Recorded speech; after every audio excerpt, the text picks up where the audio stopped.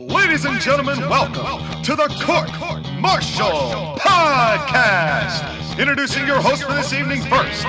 He is the host with the most from the West Coast, the Bay Area Brawler, Skylar Greenberg.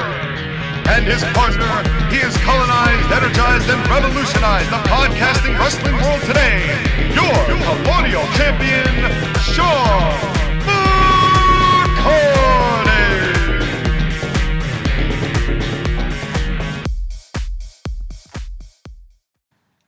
You've been asking, you've been pining, you've been saying, Sean, when are we going to get ACPW versus NWL? When are we going to get to see May Melee? When are we get to hear about the World Cup that's happening in NWL? Well, wait no longer, ladies and gentlemen. Welcome to the Court Martial Podcast, the fantasy booking extraordinaires. Bring you an extraordinary series of events that always are going to obliterate anything that the modern professional wrestling mosh pit could possibly put together.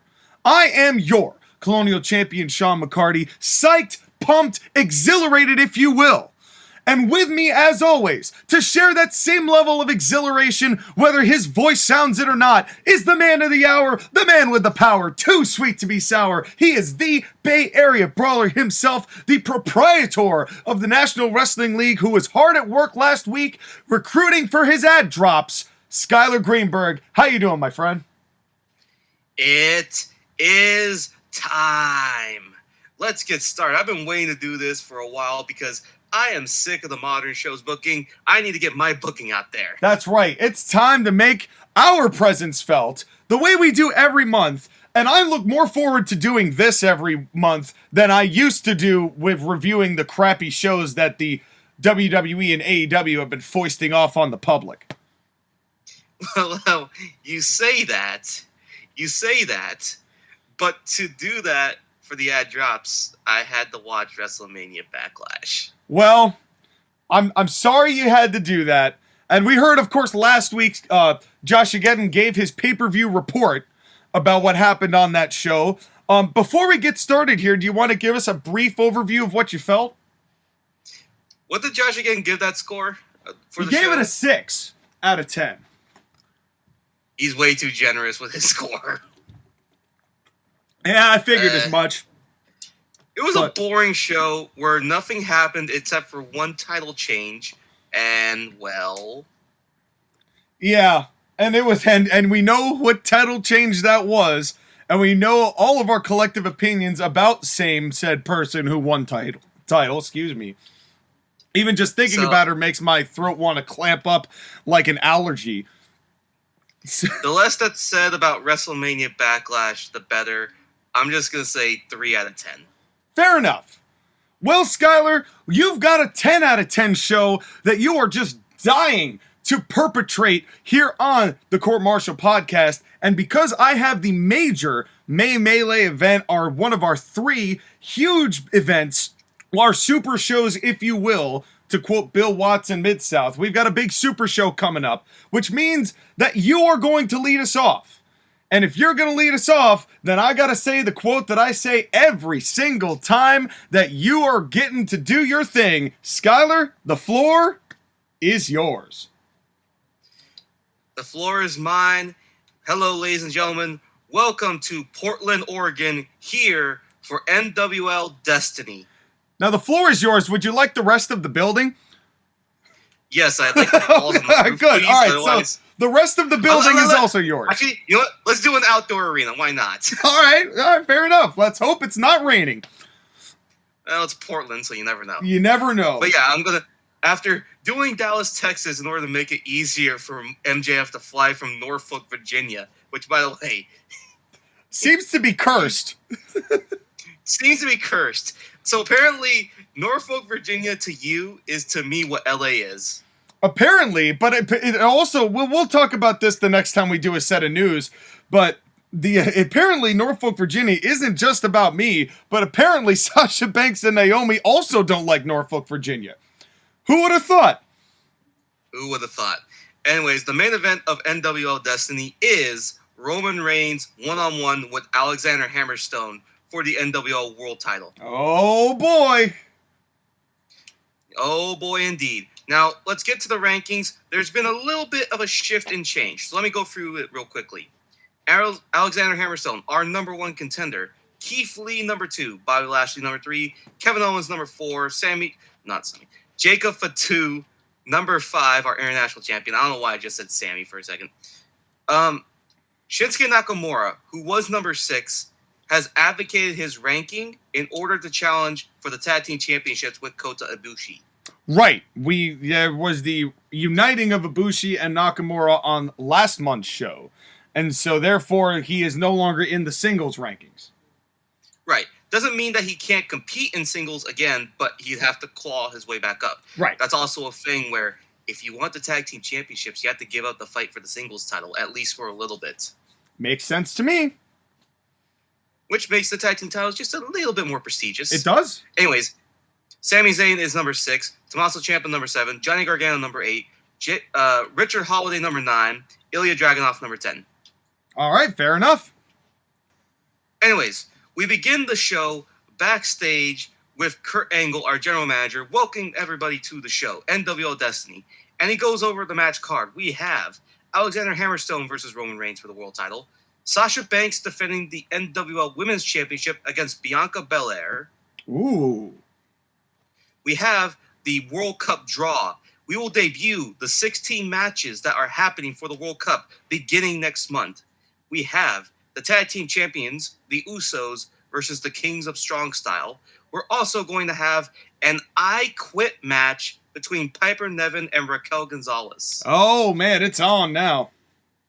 We have Jacob Fatu, the international champion, defending against Richard Holiday, and so much more. And before he gets out another word, here comes Big Swole. Oh, good gravy. And Kurt grabs his face, looks at Big Swole like, why are you here? Big Swole just gives him a paper and says, this is a paper informing you that I am suing your company after the clear discrimination that I received at the Battle Royal just because of my skin color. Uh-huh. What an Kurt injunction. Angle just looks at the paper and just like, Big Swole, get out of here. Please. I have things to do. And Big Swole's like, now you're discriminating against my own lawsuit. I'm going to not just sue this company. I'm suing you too, Kurt Angle. And she leaves in a huff. I bet she is. I'm sure she will. What lawyer would take this case? I genuinely ask, what lawyer would take the case of, I got eliminated by everyone fairly, so I'm suing? Big Swole will represent herself. Oh, that I would love to sit in on that court case. Oh, man, right. That'd be great. And then, here's the thing, is that Kurt Angle is looking at the paper, and then from behind, here comes Heath Slater. Oh? Kurt Angle gets scared, like, what the hell are you doing here? I'm like, Jesus, boss, calm down, calm down. Listen, I've been wondering if I could get a match, because I haven't had a match in 5 months, and I need to feed my kids for my family. Do you understand that, please? And Kurt's like, just get out of here, I'll give you a match, whatever, go, go, go. And he's just like, okay, thank you. Well, that's one way to get what you want. So basically, Kurt Angle's a little flustered. He's like, anyways, let the show begin. Alrighty then. Well, what a way to start. Basically, our job is to annoy the hell out of Kurt Angle and Arn Anderson as our general manager / commissioners. Well, Kurt always has to deal with like the pettiest BS. Like all the time, it's just like just the wrestlers being absolute nutcases. At least Arn Anderson just has to deal with people doing near illegal stuff. And so I've had Kurt Angle interact with Heath Slater, Big Swole, and Marco Stunt and Pat McAfee. I'm a little worried about his health. Yeah, well, that's probably why he's not really wrestling very much, because he's got a lot on his plate. No.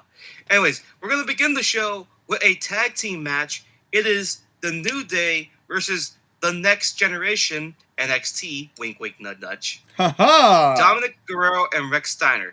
Now, if you remember, on the last show, these two teams actually did wrestle in the tag team tournament to crown a number 1 contender. The New Day defeated the NXT Generation fair and square. And then Dominik and Rex cost the New Day the number one contendership in the finals of that tournament. Yes, I remember that. And now these two teams are going to go at it again. This is going to be a 12-minute match. This match is the New Day basically doing the same match with NXT Generation again, except this time, for the finish, Dominic Guerrero is down. So is Xavier Woods. They're the two legal men. Rex Steiner and Kofi are basically fighting on the outside, and the referee's trying to stop that because they've already done the comeback. They've already done all the crazy stuff. Dominic goes to unscrew the turnbuckle, but doesn't unscrew it completely off. He grabs Xavier Woods. Xavier Woods gets Irish whipped into the turnbuckle. The referee doesn't see it, and this sets up Rex Steiner to hit the spear, and then Dominic Guerrero to the top rope for the frog splash, 1, 2, 3. So basically, Xavier Woods still felt the full brunt of the turnbuckle being exposed, but he didn't loosen it. He didn't actually just like drop the pad. The pad fell as Xavier Woods hit it, so everybody got to see. I wonder where you got this idea from. So everybody got to see that the actual turnbuckle pad fell, and that Xavier Woods got hit by it, and they cheated to win. I wonder what pay-per-view match I just saw recently that had that exact same thing. Don't worry, you'll see more of that come my show. But a good finish, and honestly, it's something that they needed to. I think that the next generation needs this kind of win, especially against a team that's established like the New Day, who doesn't really need to do anything more to establish themselves like the New Day, because their track record speaks for itself. Right, and now this feud is 1-1. Which means, and even though, and you know, folks, just as a little side note, everybody complains about 50-50 booking, but if you do it right, who cares? You sometimes need that rubber match. That's what used to draw back in the day. And that's how you extend feuds. You don't, like, here's the thing. The New Day beat NXT Generation last month. So you're thinking, okay, they've done it. NXT Generation screws New Day. New Day wants a rematch. They get the rematch. They lose because of cheating. Now they want to continue fighting. Right. And considering that the Next Generation got their heat back in that finals of the tag team tournament, that allows this for the heat to continue, so the New Day still has the gripe. So it's not like babyfaces beating the heels ends the feud, which it does most of the time, but they got their heat back on the same night, so it still makes sense that they would want to keep this going. Yep. Now, Heath Slater has come to the ring. He's excited for his singles match, and he draws the number 2 ranked contender, Keith Lee. Oh no. Heath, you will no longer have teeth when you fall victim to Keith. I hate you. You're the one who booked this match. I'm just making jokes because of this. This is your fault. Right. Now, this match is only 4 minutes. Keith Lee wins. But the reason why this match is happening, 1, is because Heath Slater asked for it. Right. And 2, the announcers explain what's happened recently on TV. What happened recently on TV is that Keith Lee was involved in that whole fight with Bobby Lashley and caused that whole scene last pay-per-view. So Kurt Angle signed a hands-off agreement between Keith Lee and the Almighty Crew stable, meaning that Keith Lee cannot wrestle any of them unless they are in official matches. Okay, I like that. An order of no contact, as it were. Right, and if Keith Lee or the Almighty Crew either touch each other before a match, or a match ends on disqualification because of cheating or other shit like that going on, Keith Lee will be fired, the Almighty Crew will be fired, Eric Bischoff will be out of a job, everyone will be gone. Damn. That's some hefty prices. Because Kurt Angle is tired of the interference. Now, Keith Lee has grabbed the microphone at this point after the match with Heath Slater. All right. Because, again, 4 minutes. Right. And Keith Lee says, you know, everybody, this no contact order, it sucks. It sucks because me and Bobby Lashley were supposed to have a match last month, and Bobby chose the coward's way out. But I'm going to get my hands on him, and Will Hobbs, and Apollo Crews, and Eric Bischoff. They have been a thorn in my side for too long. And this will not stand. The Limitless One will not be held back by those 4 men. And Keith Lee will destroy them. And you know what? The World Cup is going to be my path, my engine. I will win the World Cup. And when I win the World Cup, I will be the #1 contender for the World Heavyweight Championship. And I will claim the item, the prize, the treasure, the thing that has eluded my career, the World Heavyweight Championship. And here comes Eric Bischoff, Will Hobbs, Apollo Crews, and Bobby Lashley, all standing on the stage.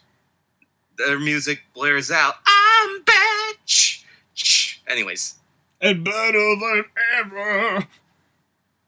Eric Bischoff looks at Keith Lee and says, I'm glad you feel that way, Keith Lee, because my 3 boys are entering that tournament, and one of them's going to win.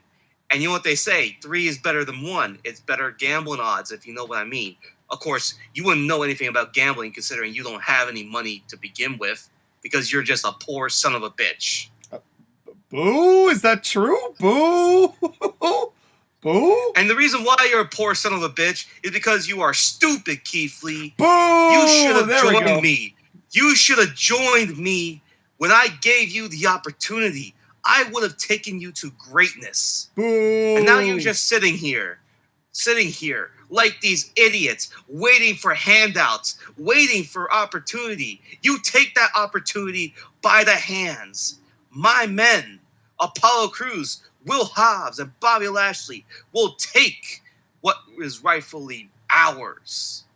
And Keith Lee, at the end of the day, you're going to be left laying in that ring with nothing for your legacy. You will be left in the dust, just like all these people here in Portland, just like your stupid wife. Oh. Everything's gonna be gone when we destroy you. Is Eric Bischoff gonna go find Keith Lee's wife? Well, I'm making implications about Mia Yim, Keith Lee's wife, who got fired from WWE, aka released. Well, true. Definitely true. And but still, you hate to see it, and that dastardly Eric Bischoff, and Keith Lee can't even do anything about it because otherwise he's going to get fired. Exactly. So this sets up the whole thing of Keith Lee entering the tournament. So is all of Eric Bischoff's guys. We have 4 confirmed entrants for the tournament. All right. Which is starting next month, correct? Yep. And by the way, when I say confirmed entrants, basically, if you have a beating pulse and you are male and you are signed to the NWO roster, you're going to be in the tournament. All right, well, fair enough. But you know what? It's always better to just make announcements about it anyway, just to get people hyped. Yep. Now, we're going to go backstage to the office of Roman Reigns and Jacob Fatu. Yes, Roman Reigns gets an office, too, and it's nicer than Kurt Angle's. Well, yeah, because Roman Reigns is the breadwinner for NWL. He's the draw. Yep. So Roman Reigns and Jacob Fatu are talking, and Roman says, listen, Jacob, you know what you have to do tonight. Destroy Richard Holiday. And Jacob's like, don't question anything, Roman. I'll take care of this. No problem. I'll destroy Richard. But I have a question.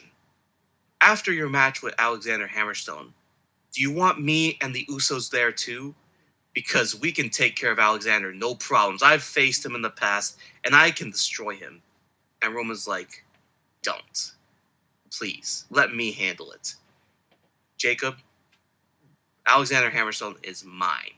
And once I destroy him, you know it's going to be over. And Jacob's like, good enough. But I have one question. What are we going to do about Maxwell Jacob Friedman? You know he's going to come after you again at some point. And Roman, at this point, starts smiling, that smug smile. You see all of his beautiful, shiny teeth. And Roman says, oh, please.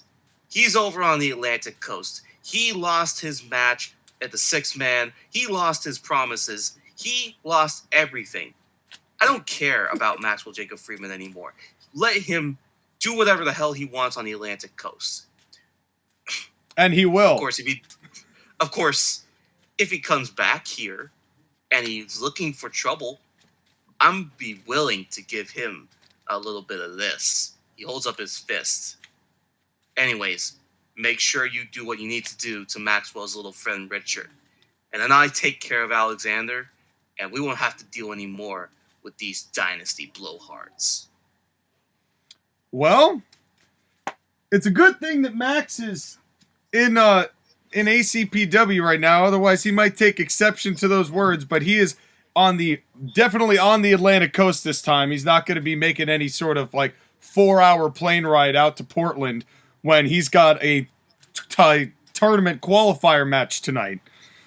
But right, but it's keeping that feud alive and the idea that, hey, maybe we run it back again? And you know what's really cool about this is that these two, throughout this whole thing between what you've done with him and what I've done with Roman Reigns, is we've really promoted the idea that MJF and Roman are equals.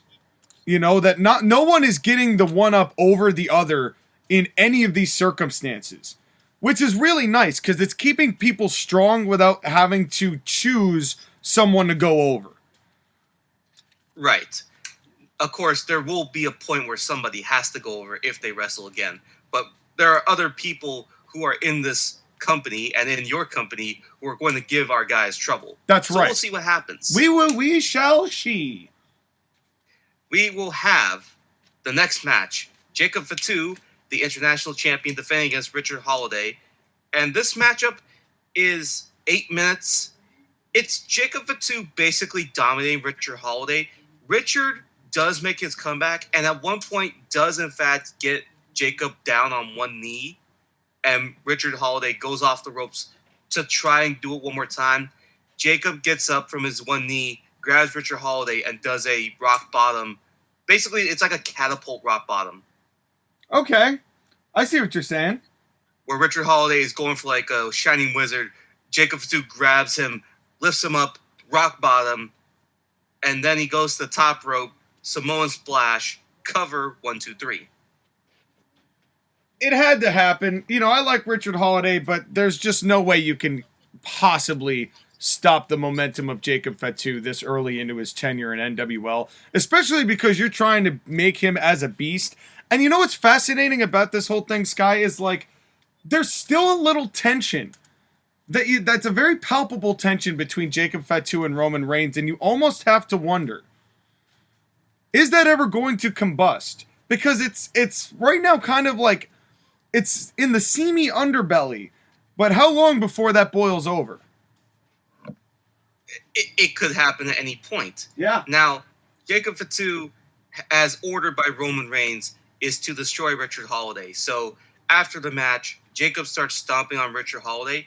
Here comes Alexander Hammerstone with his shirt off, exposing his abs, pants, and he rips off his belt. He grabs the belt and he hits Jacob Fatu in the back, and Jacob has to roll out of the ring.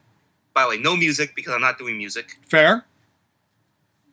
And Alexander Hammerstone threatens Jacob Fatu. Jacob grabs his title and walks off, although he's holding his back where the belt hit him.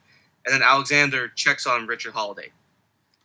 So the Dynasty's still looking out for their own.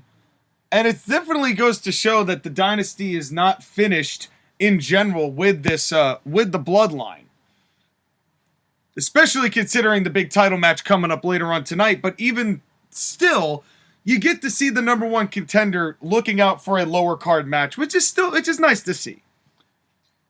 And potentially sets up an Alexander Hammerstone Jacob Fatu match.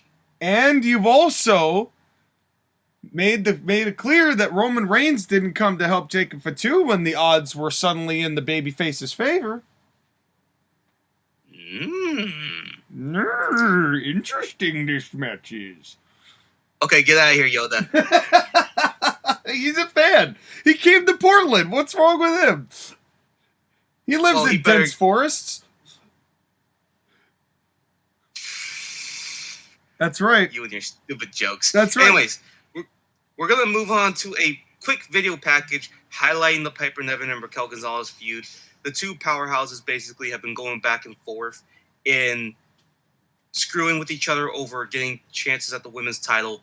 They've been at each other's throats. It all comes down to who is the bigger force. And this match is an I quit match, not just the match, but if you quit, you are gone from the company. Oh, this is Loser Leaves Town. Loser leaves town. Oh, okay. The stakes have been raised and then slaughtered and then grilled on the grill. I'm excited. Well, actually, they're being cooked in the oven right now. But anyways. Fair enough. You know what? You are free to eat your steak whatever way you want to eat your steak, but that steak is raised. Alrighty. Anyways, this matchup is 18 minutes. It is going to start slow for the first part and then doing chain wrestling, all that stuff.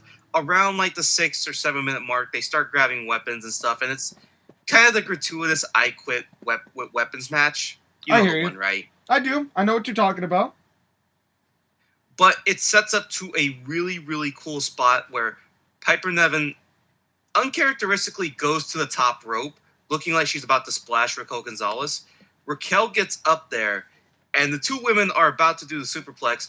One other thing, there's a table that's been set up in the middle of the ring, so it looks like they're about to superplex each other into that table.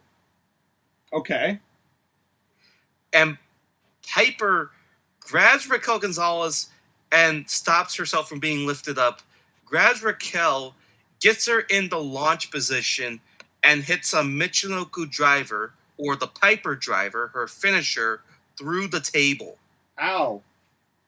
Without the crown of thorns.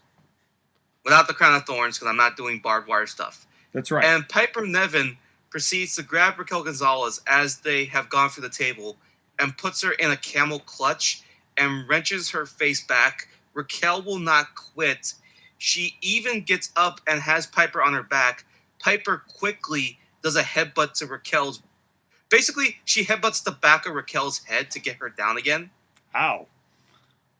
And Piper grabs a piece of the table and pushes it against Raquel's face and wrenches back on the camel clutch. Ow. And Raquel Gonzalez has no choice but to tap out. Ow. Ow. That's brutal.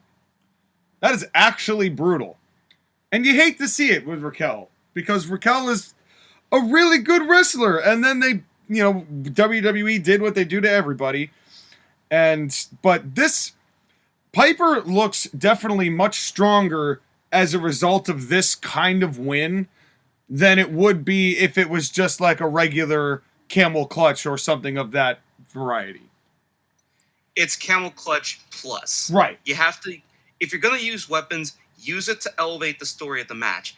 And the story of the match is that Piper, who was the babyface going in and Raquel was the heel, you started to feel more sympathy. Yeah. Especially because after the match, Piper grabs another piece of the table and hits Raquel in the back.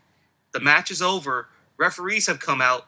Piper starts hitting the referees. Oh, no. And Piper continues to hit Raquel Gonzalez with the table pieces. And it comes to a point where Kurt Angle is running down to the ring. He has a microphone and he's telling Piper, "Stop it, Piper. Stop it. The match is over. The match is over." He gets up onto the apron. "Listen, don't do anything else, because if you do, there will be consequences." Piper looks at Kurt Angle, and you can hear on the camera, Piper says, "Then do it." She grabs a piece of the shattered table, and as Raquel Gonzalez gets up to her feet, Piper Niven hits her in the head. Oh my God. Damn. Raquel Gonzalez collapses to the ground, and you can start to see a trickle of blood from a cut she has on her forehead. And Kurt Angle's like, "That's it. Piper Niven, you're fired." Wow. So both of them have now lost their jobs. At this point, Piper Niven proceeds to charge, and she actually tackles Kurt Angle off the apron. Oh my God. Oh no. Piper Niven grabs the microphone and says, "If I'm fired, then this is the last message. I am Piper Niven, and I will be champion. And if not here, somewhere else." And walks off. Well, it's kind of a shame that we will no longer get Raquel Gonzalez out, and we're not going to really get sort of like a finale onto that. But I do like the idea of the double turn here, considering just how Piper conducted herself in this, taking out Kurt Angle, who normally I'm not a big fan of like the whole intergender thing, but considering Piper's size and considering Kurt's age, you can get away with it. You can get away with it because Piper is bigger and Kurt Angle's age makes him sympathetic for taking a bump. Right. Yeah. So I'm all for this. I like this. I hope that we get some level of sort of just something continuing through this, because it believe it or not, Sky, in ending this feud, you've made it way more interesting. And I know that part of this is just so you can give I was about to say TAW, SCCG some exclusivity themselves. But well, it's just like the whole thing with Otis Dozovic becoming Nikolai Dragunov and going to ACPW. I gave you that baton, right? Yep. Josh, again, I'm giving you the baton with Piper Niven and Raquel Gonzalez. You're getting a baton and you're getting a half a broken table. Right. And she should show up. Raquel Gonzalez does get the stretcher job. Yeah, well, Piper Niven should show up on the next episode of SCCG, literally carrying 2 pieces of that shattered table in each one of her hands as she goes to fight whoever she's fighting after Miko Sakamaguga. And okay, first off, Miko Satomura, and secondly, yes. I mean, that would honestly just so there you go, Josh. Again, a little softball there from both of us, but mostly Skylar. But I added my 2 pieces of broken table into the equation. All yours, buddy. We're booking for 2 shows now. This is a little disappointing. Anyways. You're welcome, Josh. Again, we know you needed it. Ooh. Anyways, we're going to go backstage from this, and we're going to go to Johnny Gargano, who is basically just pacing around. He's kind of furious. You can tell why. Because when Tommaso Ciampa rolls in, and Tommaso is a little apologetic, and Johnny's like, I don't want to hear from you, Tommaso. And Tommaso's like, yeah, I know, but listen. I'm sorry about the hesitation. I just, Johnny immediately stops him. You just what? Didn't think that I would sacrifice my body for you? We were this close. He holds up his fingers, showing how close they were to winning that match against Sami Zayn and Kevin Owens. We could have had their rankings. We would have been able to get that much closer to the world title. I'm not surprised. You think I'm still the yellow belly coward from ACPW, don't you? Listen, things have changed. I've gotten older. I don't have much time left in this business. I have a wife. I have a kid. You should understand that too, because you also have a wife and you have a kid. And I know how much they mean to you. I was the best man for your wedding. You were the best man for my wedding. Tommaso, I love you like a brother. And I can't change the fact that, yes, I was a coward once. But I'm not that man anymore. So stop looking at me like that way. And if you ever take away money from me, you ever take food away from my table, I'll destroy you. I don't know how. I don't know when, but I'll do it. Sharp words coming from Johnny Gargano. Obviously, these two, this is some combustible elements right here. You know, you can tell that they're trying to make it work, but there's still a lot of things that they have to come to terms with in the past. And until they do that, they're not going to be able to move on as a unit. Right. And that's the whole thing, though, is that they weren't even a tag team, really. They were just 2 singles wrestlers fighting another pair of singles wrestlers. Right. So there's no unity. There's still the whole thing of, is Johnny Gargano playing Tommaso Ciampa, or is Johnny genuine in the whole thing of, I want to work with you, I want to be your friend, but I also want to win. Right. And that's going to be the trick. What is going to happen with these guys? You're going to have to stay tuned. Which, by the way, the whole thing about motivation is that there has to be more motivation than just, it's always been my dream to be a professional wrestler. Oh, God, I hate that. I actually hate that. It is the absolute worst when people do that because it's used so frequently. Right, like obviously no one would be in the business if they didn't love it. But the whole thing is that I got a wife and kids, you got a wife and kids. I need to make money for my family's future. And that's proper motivation. You know, that's not just saying, you know, it's like you said. It's not just saying I wanted to be wrestler, so I became wrestler. As, you know, and now so back to your point about you're not in the business if you don't love it. Say hello to Brock Lesnar. But but the fact remains that there's still issues between these two that people can relate to. Anyone who's had a friend betray their trust and tries to earn it back is going to understand why there's such hesitation between the two of these guys. And you can really take either side and understand it. Yep, it's the dichotomy of you're best friends with somebody, but you don't get along necessarily at times, but what happens, happens. That's right. Now, the next match is the NWL Tag Team Championships. Being defended, it is the Usos versus the Kings of Strong Style, Kota Ibushi and Shinsuke Nakamura. All right, what do we got?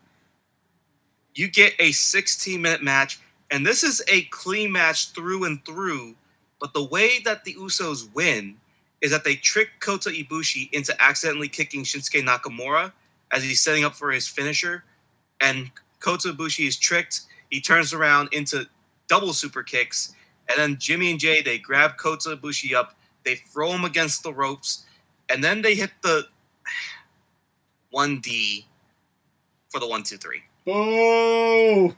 Boo the fact that they do that move at all, but also boo the name of 1D, because it sounds like they're One Direction.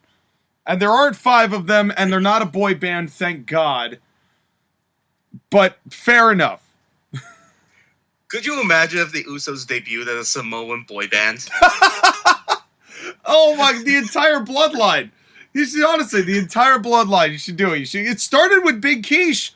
He's the one who started dancing. So, Imagine Roman Reigns, Jimmy and Jay Uso rapping like The Miz and John Morrison. Oh, God. Please don't add the drip guns. Please. Anyways, so the next thing is Kurt Angle rolling out with the entire roster and a lottery ball machine. It is time, ladies and gentlemen. Next month is the beginning of the NWL World Cup, and today is the World Cup draw. We will draw the 16 matches of the first round of the tournament. Are you ready, folks? Of course, the folks get excited. Yeah, let's hear it. Let's do it. Who we got? I love lotteries. Right. So let's go ahead and start the balls. And the first ball drawn is Sami Zayn. And of course, Sami gets excited. And the balls go again. The second ball is AJ Styles. Oh? AJ Styles versus Sami Zayn. And Sami Zayn and Kevin Owens, they're looking at each other and they're a little bit worried because they thought they got rid of AJ 4 months ago or 5 months ago.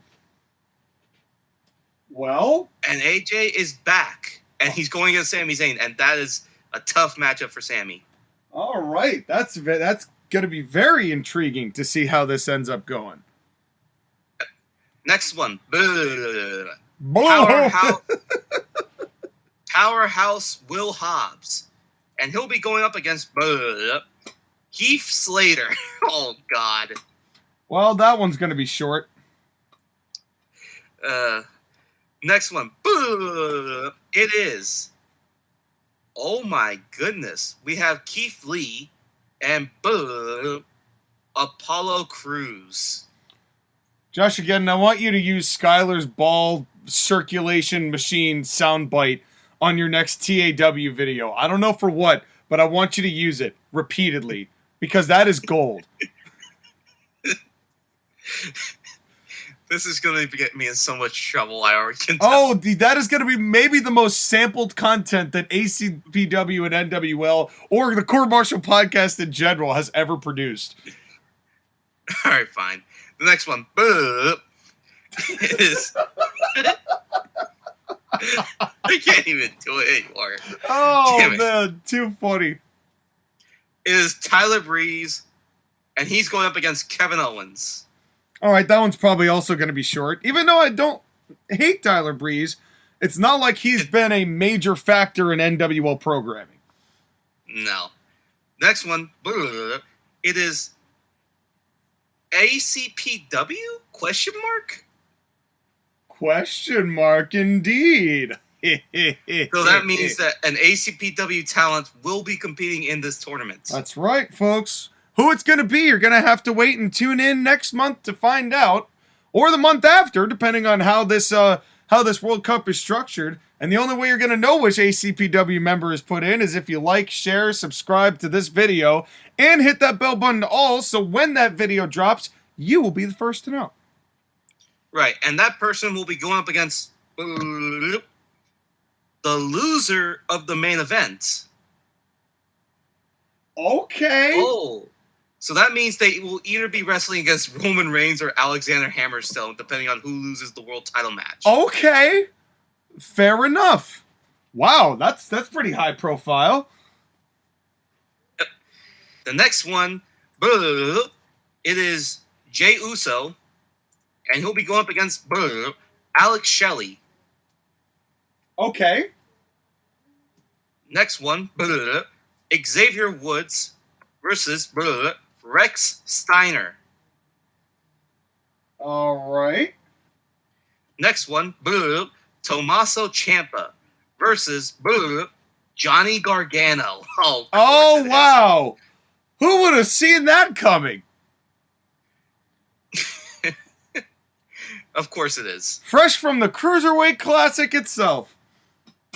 And at this point, Johnny Gargano and Tommaso Ciampa, they're on opposite sides of the crowd. Johnny walks off. And Tommaso's just looking down. He's just like, oh, shit. Yep, it's on now. Yep. The next one, Jacob Fatu versus Kota Ibushi. You mean Kota Ibushi?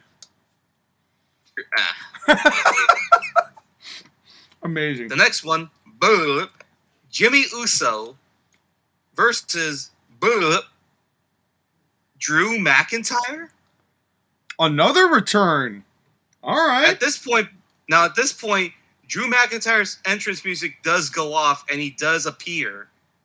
And Jimmy Uso and Jey Uso immediately run to the back. They don't want to even look at Drew. Understandable.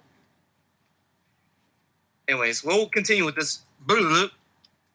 Richard Holiday versus Drake Maverick. All right. Next one, Chris Sabin versus John Moxley. Oh, snap. Next one, Shinsuke Nakamura versus Seth Rollins. Oh, snap. We're just bringing everybody back. Yep. There are only 4 balls left. The next one, question mark versus another question mark. Now, folks, just to be clear, we're not talking about Josephus, rest in peace. We're not talking about question mark. We're talking about a question mark. And we're not talking about vacant either. It is 2 wrestlers that will be added in the ad drops. Vacant will win the whole damn tournament if he gets added in. Oh, yeah. He's facing himself, though. That's a very tough matchup for Vacant. He'd still win it. It's Vacant versus Ambiance. Oh, man. Versus Kevin Dunn crowd noises. Remember when Triple H used the word ambiance during that Randy Orton-Daniel Bryan feud? Yes. Which was weird. Next one, Pat McAfee. Oh? Oh, boy. No, Pat's no longer on the roster, though. And Pat McAfee, by the way, drives up in a Jeep just to get on stage, and he gets next to the ball machine, and he starts taking his hand and basically doing the whole thing of nugging Kurt Angle's bald head. Yep.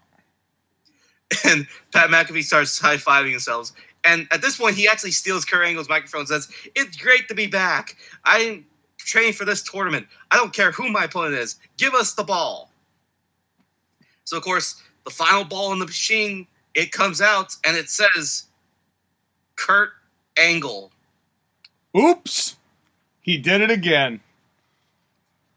And Pat McAfee loses the smile. Kurt Angle starts smiling and grabs the microphone from Pat McAfee and says, "That has been the World Cup draw, everybody. Thank you. And we will begin the tournament next month." So, Pat McAfee by proxy is getting this matchup, even though he's not technically a member of the roster anymore. We'll wait till the ad drops and we'll see what happens. I knew you couldn't resist. I knew you couldn't. I assume you will allow me to have Pat McAfee, Oh, right? well, you get the first pick, so I mean, it's really up to you. Right. So, anyways, so there are some interesting matchups in this first round. yeah, no doubt. There's a lot of like weird things with guys who are feuding with each other, wrestling with each other for some reason. I don't know why. A lot of feuds, a lot of returns, and a lot of mystery. Yep.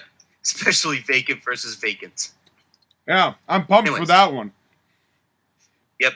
Now, the next match is the co-main event. It is the NWL Women's Championship, Sasha Banks versus Bianca Belair. Now, originally, and this is going to be hyped up in the video package, the four horsewomen come out in the video package on TV, and Charlotte talks about the dominance of the horsewomen, how each one has defended the title, and that now that Sasha Banks has finished defending the title, it's her turn to take on Bianca Belair. And Sasha Banks steps up to Charlotte and says, "Hold on one second. I feel like I'm on a winning streak. I'm hot right now. Go with the hot hand. You know what they say, right?" And Charlotte disagrees with that. And so do Bayley and Becky. And the four of them start arguing with each other. Bianca comes out and just says, "I don't care who it is. I'll beat any one of the four of you." So over the series of TVs, they do a beat the clock challenge where each of the horsewomen wrestles against a jobber woman. And whoever had the fastest time gets to face off against Bianca Belair. Sasha Banks does it. And it's going to be Sasha Banks versus Bianca Belair by those standards, right? All right. And then they do the whole thing of Bianca and Sasha going back and forth. Sasha saying that Bianca is still unproven. Even though she's beaten her in the past, Bianca isn't the champion anymore. And she was never meant to be champion. She just won because of a fluke. And Bianca is going to say, "No, it wasn't a fluke. It was because of my talent, my hard work, my perseverance. But if you want to test the EST, the established woman, then go ahead, because you know I'm going to beat you again. You're just denying it to yourself and everybody else." This should be a good one. It is. It is a 15-minute match. This one is, again, Sasha Banks trying to outspeed Bianca because Bianca's too powerful, and Bianca does get the early advantage. Yep. Sasha has to basically roll out of the ring a lot. Bianca chases her. Sasha gets back into the ring, stomps Bianca into the ropes. That's how she gets her advantage. She works on Bianca's back because she's softening up for the bank statement. Bianca makes her comeback. The finish of this match is that Bianca is setting up for the KOD, but Bianca gets a little bit blinded because Sasha Banks has a hand over her eyes, and Sasha grabs Bianca's hair, pulls her down to the mat, gets her in the bank statement, and uses Bianca's own hair in the bank statement. And Bianca crawls and stretches, and she gets to the ropes, and she grabs the ropes. The referee forces the break. At this point, Sasha mentions the back, asking for the other horsewomen to come out. And we hear Charlotte's music. We think the horsewomen are coming, but they're caught in a brawl. It is Toni Storm with a chair hitting Charlotte, and Bayley and Becky come out, and Toni Storm hits Bayley, then hits Becky. All the horsewomen are down. Sasha can't believe it. She turns around into a hair whip by Bianca into Sasha Banks' ribs. You can see the mark that's left, the crack of the whip. You can hear it all throughout the stadium. Bianca grabs a kneeling Sasha Banks, hits the KOD. Cover. 1, 2, 3. It is over. Bianca Belair is the new women's champion. To a huge pop. To a huge pop. The reign of the terror from the horsewomen is over. For now, at least. For now, at least. I like this. I like all of this. Now, it'll be interesting to see how the horsewomen react once Toni Storm and the dust is settled, and we'll see what goes on. And I'm sure Toni Storm at some point is going to want a shot at that women's title as well. So we'll have to see what goes on here. There's a lot of moving parts to this situation. Yep, but I had to get this victory for Bianca. She needed to get the championship. Yeah, it's about time that she gets that win. Right, and notice who I picked to have her beat. Yeah, that's no coincidence. Nope. And now we move on to the main event. It is Roman Reigns versus Alexander Hammerstone. This matchup is going to go 20 minutes. Again, I'm giving the title matches longer because they deserve it. Yeah. They do the whole thing of, this is the dynasty versus the bloodline. This is the battle between two of the dominant factions of wrestling. The young guns versus the established veterans, and who's going to reign supreme. And Alexander Hammerstone's own personal beliefs of his own greatness versus Roman Reigns. Well, underhanded mob mentality. And yes. I almost said Bob mentality. My apologies. Well, sometimes you need Bob mentality to get that mob mentality. Fair enough. Now, this matchup, it's going to start slower because, again, we just had the emotional win. Right. So, and it fits more Roman Reigns' style of long. Of taking his sweet-ass time doing long. Everything. But it gets heat. It does. It gets heat. It works. Yeah, just kind of on a side note before you continue, when it comes to WWE's, milk things for time as long as you humanly can format, it works for nobody better than it does Roman Reigns. He's made that his own, and he's actually made it valuable for what he does and for his gimmick. So if there's any one person who can and benefits from same, it would be Roman Reigns. It only took 14 Triple H matches for him to learn how to do it. True, but it happened anyway. Which we do get the Triple H stair bump because Roman Reigns does throw Alexander Hammerstone into the stair. Fair enough. Anyways, we do get the tribute with the Triple H stair bump because Roman Reigns throws Alexander Hammerstone into the stairs. Yep, fair enough. And then this match continues. Roman is dominating Alexander. Alexander starts to make his comeback again, just clothesline, picks him up, power slam. Alexander Hammerstone is still kind of dazed and injured, though. He is holding his right arm because Roman Reigns has been working on his right arm the whole match. So when Alexander Hammerstone grabs Roman Reigns and tries to go for basically like an overhead running power slam, he can't quite do it. And at this point, Roman shoves Alexander Hammerstone into the referee. Ref bump. Ref bump. And Roman Reigns hits Alexander Hammerstone with a spear. Cover. 1, 2, 3, 4, 5.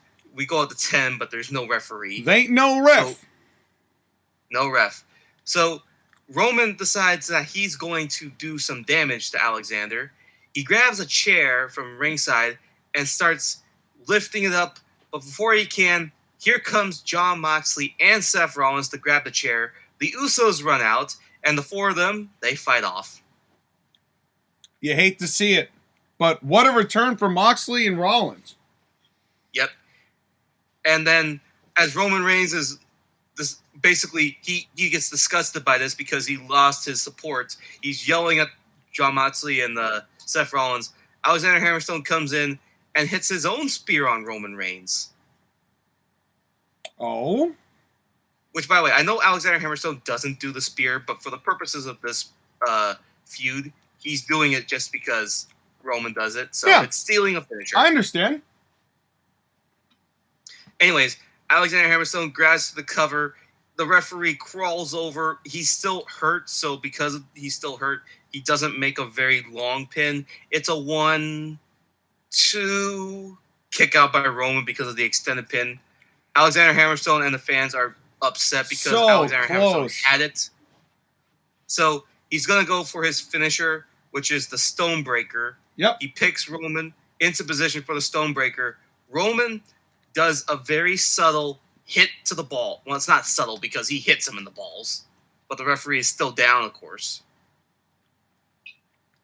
And then Roman puts Alexander Hammerstone into the bully choke or the guillotine choke, and Alexander Hammerstone defiantly fights it, fades,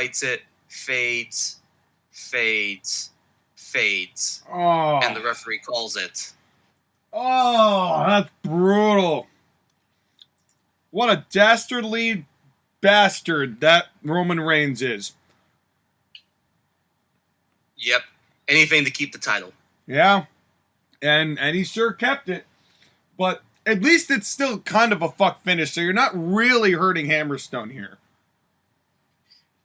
Yeah, and again, Roman Reigns is not necessarily winning, but more escaping with the title with the skin of his teeth. Yeah, Because he keeps having to cheat in order to survive these matches. exactly. And more so of late.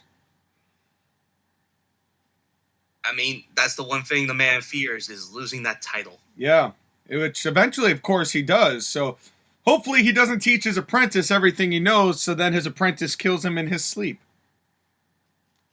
Okay. Anyways, Roman Reigns is celebrating.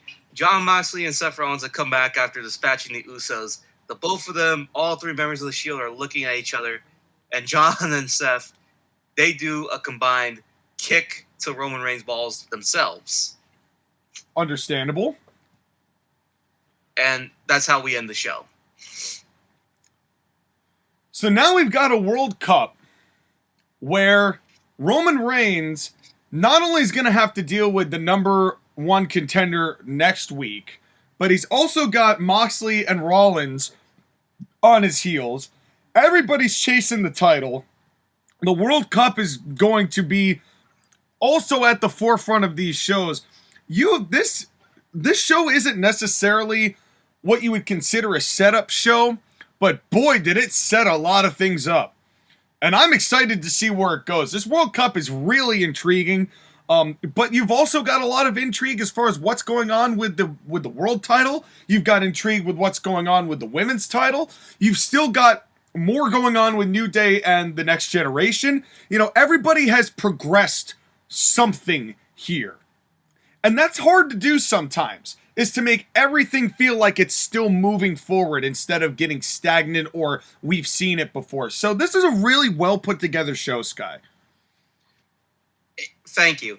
It's one of those things where with this show where the World Cup is going to be the framework for how these guys and girls are going to interact with each other for the next 4 months. Right. Because as the tournament progresses, matches are going to happen, feuds will start, feuds will end, guys will go up against each other, there's histories going around, and everything's going to happen. Now, remember that earlier lottery ball where the loser of the main event will be entered into the tournament? Yeah, so now that means that it's Hammerstone versus the ACPW contingent.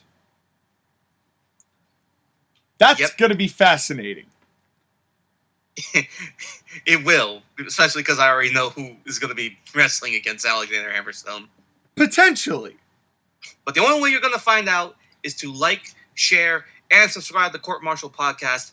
And when you are listening to this episode, Sean, I need to listen to something along with it because it doesn't quite go good without some good music. And there's only one place you can get that good music. Isn't that right, Sean? Well, you see, the funny thing about ACPW and NWL is that it's kind of like that steak we were talking about that's in the oven, which is probably well overcooked now, that we've gone through this entire show and nobody's taken it out of the oven. But most good, properly prepared dishes need something of a wine pairing or an alcohol pairing and something to imbibe you to complement the meal.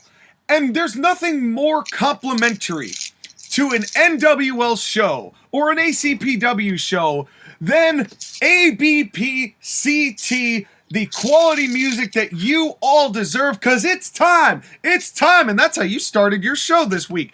It's springtime, and you know what that means. A new era in entertainment has arrived.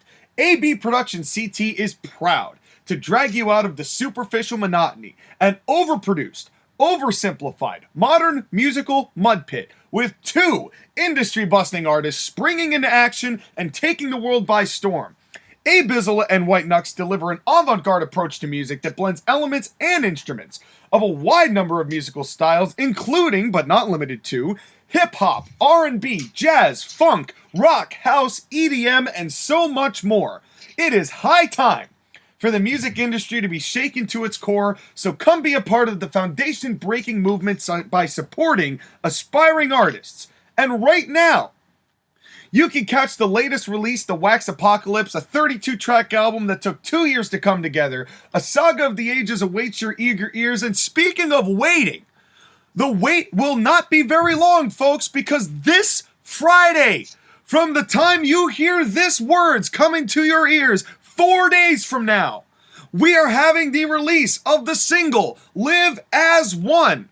The single coming off the album, Just a Bit More, by White Knux, featuring Abizzle, and it will all be brought to you. It starts on Friday, May the 27th. The actual album release is on October 14th, so you get a little bit of taste. You got yourself a sweetheart. You got yourself a crush. You want to impress them. You want to capture their heart. There's no better place to capture their heart with that wonderful bug-catching net in Viridian Forest. Like Live As One, you've got the music set, and you've got all of the music, the entire catalog of Abizzle and White Knux. Look for Abizzle spelled A-B-I, say it with me folks, double Z-L-E, or White Knux spelled W-H-I-T-E space K-N-U-X on SoundCloud, Apple Music, and Spotify, as well as many other platforms. For this and the entire AB Production CT discography of over 100 songs and projects, including Retreat, Mixed Bag, Verses from a College Grad, Bare Min, Recovering, Rest Stop, and many more, all just a short click away. The link is in the description. Come join the entertainment revolution with AB Production CT. Oh boy.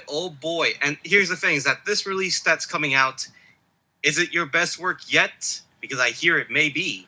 Well, it's just a small sample of what I will consider to be my best work yet, which will be Just a Bit More. This is actually a sequel album, Sky. I don't know whether you know that. So Bare Min was the very first album released by ABPCT 4 years ago in October of 2018. And now, in the spirit of adding just a bit more to the Bare Min, we're getting Just a Bit More, the sequel album, and I will also tease that a month later, we are going to get the sequel to Mixed Bag, called Mixed Bag 2, which is Abizzle's album, set to release in November. We don't have the date quite established yet, but we're getting there. So there is a lot happening in the world of ABPCT. If you join us now, you're going to be right there on the train as we skyrocket and take that train off the rails, put it into a rocket, and blast it off into outer space so you can see the entirety of the Earth being taken over by this wonderful music. And with that, we should move on to not only this creation, but your other creation, ACPW. That's right, folks. And now we've got a super show. And it's a super show, and it can't be just held in a regular arena. It can't be held in a small arena, or a medium-sized arena, or even a large arena, because it's being held at the XL Center in Hartford, Connecticut. That's right, folks. We're coming back north for our Atlantic Coast Pro Wrestling's May Melee. And boy, do we have a doozy of a show for you, Skylar. It is going to be something of titanic proportions. Now, before I break down the card, I want to just recap real quick what has happened in the past 3 weeks. Titus O'Neil won the World's Championship back in December from Jeff Cobb. He wrestled Jeff Cobb in a rematch And before that match could have a conclusion, Randy Orton punted Titus O'Neil. Titus O'Neil was taken to the hospital with a broken C4 and C5, which is not good. So he's had to have some neck fusion surgery, so he's out for the foreseeable future. Randy Orton was suspended for those actions, and the title has been vacated. So tonight, we are having an 8-man, one-night tournament to crown a new ACPW World Champion, as well as having the ACPW Tag Team Championships defended, as well as having the ACPW Women's Championship defended, as well as 2 tag matches, or one tag match that is not the title match, and another women's match on top of the match before, a women's grudge match. It is all coming to you tonight. Are you ready to hear the card? So 4-hour show. Actually, no, because these matches aren't going to be that long. They're going to have some time, but you got to remember, this isn't WWE where all the entrances take 6 minutes and almost double the amount of time that the matches do. So you're doing the WrestleMania. What year was that WrestleMania tournament? That was I'm gonna blank on the year. I know it was WrestleMania 4, so that would be 89. Oh, you're doing the WrestleMania 4 tournament, right? Yeah, 89. Although that was 16 matches. We're just having 7 matches for our tournament. Here's the bracket. 1988, by the way. 88. Okay, right. So we have Cody Rhodes versus Eli Drake. Boo. MJF versus Jeff Cobb. The winner of Cody versus Eli will take on Walter versus Shorty G, whoever wins that match. And the winner of Jeff Cobb and MJF will take on the winner of Brock Lesnar versus CM Punk. Jesus. So that's our quarterfinals. And of course we have the tag championships, which are going to be Wrestling's Finest, the team of Bobby Fish and Kyle O'Reilly with Roderick Strong against Beer Money, Robert Roode and James Storm. We also have the Women's Championship match, Shayna Baszler versus Women's Champion Camille. And then the other 2 matches are Dr. Britt Baker versus Alexa Bliss. And then the match that we're going to open with, which is the Varsity Blondes versus FTR with Jim Cornette. Now, if only we could get that match booked under your style and not Tony Khan's. I know. I actually have some logic that goes into my setups. But here's how this is going to go down. And by the way, folks, for those of you who are wondering what happened to Outlaw Inc. versus Santana and Ortiz, stay tuned next week. We had to bump it because we've already got 10 matches on the show, and I don't want this to be a 4-hour show. So it's happening, it's just not happening on the pay-per-view. Think of that the quality of matches that are required to be on the show, that's a good tag match and you're bumping it because of time. Yeah, I mean, we've got a tournament to do. So unfortunately that has to take precedent. So Varsity Blondes versus FTR, this match goes 8 minutes. And the Varsity Blondes start making a comeback. And FTR starts taking over. There's some shenanigans from Jim. I'm not going to make any sort of specifics on this one because it doesn't really matter in the context. But FTR gets Pillman set up for the Goodnight Express. And now Dax is normally the one who does the code breaker part of that. Right? So okay. FTR sets up for the Goodnight Express. But as Dax gets ready to get the code breaker, Griff Garrison actually comes in and intercepts Dax. So Dax is out of position. Cash goes and still lifts up Pillman. Pillman sees this and leapfrogs over Cash Wheeler and lands back to back, grabs him in for a backslide. 1, 2, 3. The Varsity Blondes surprise and catch FTR. Oh boy, that's a big victory because that's the former champions you're beating. That's right. And the crowd obviously goes nuts. They're shocked, as the world is shocked, because nobody would have suspected the Varsity Blondes were going to beat FTR. And so the Varsity Blondes get a surprise victory. Your thoughts before we move on? It's a good way for a young tag team to beat an experienced tag team because you can still use the thing of, hey, you only won because of a fluke. You got lucky, but we could beat you next time. Well, it's funny you say that because JR ends up in the ring with the Cult of Cornette. Although Jeff Cobb is not in the ring with them because this is just FTR and Corny, directly after the match. And JR goes, well, that was quite a surprising outcome to that matchup, Jim. And, your thoughts. And before JR can even get it out of his mouth, Corny pulls JR's hand toward him because remember, the announcers are really the only ones who take the microphone except for extraneous circumstances. And Corny goes, let me tell you something, Jim Ross. Every single time that we have had the advantage, that we have clearly had the match won, somehow, some way, conspiracy strikes again. And I am tired of these conspiracy. I'm tired of these bourgeois people in Hartford who think that they're better than everybody else, looking down on FTR, who's the greatest tag team alive today. And the only things that these people in Hartford know how to tag team are the concession stands because they can't stop shoving hot dogs in their throats. Boo! And I don't need a whole bunch of cretins with orbit dictating gravitational pull in the XL Center. That's what they mean. It's a literal term to describe the fans of Hartford.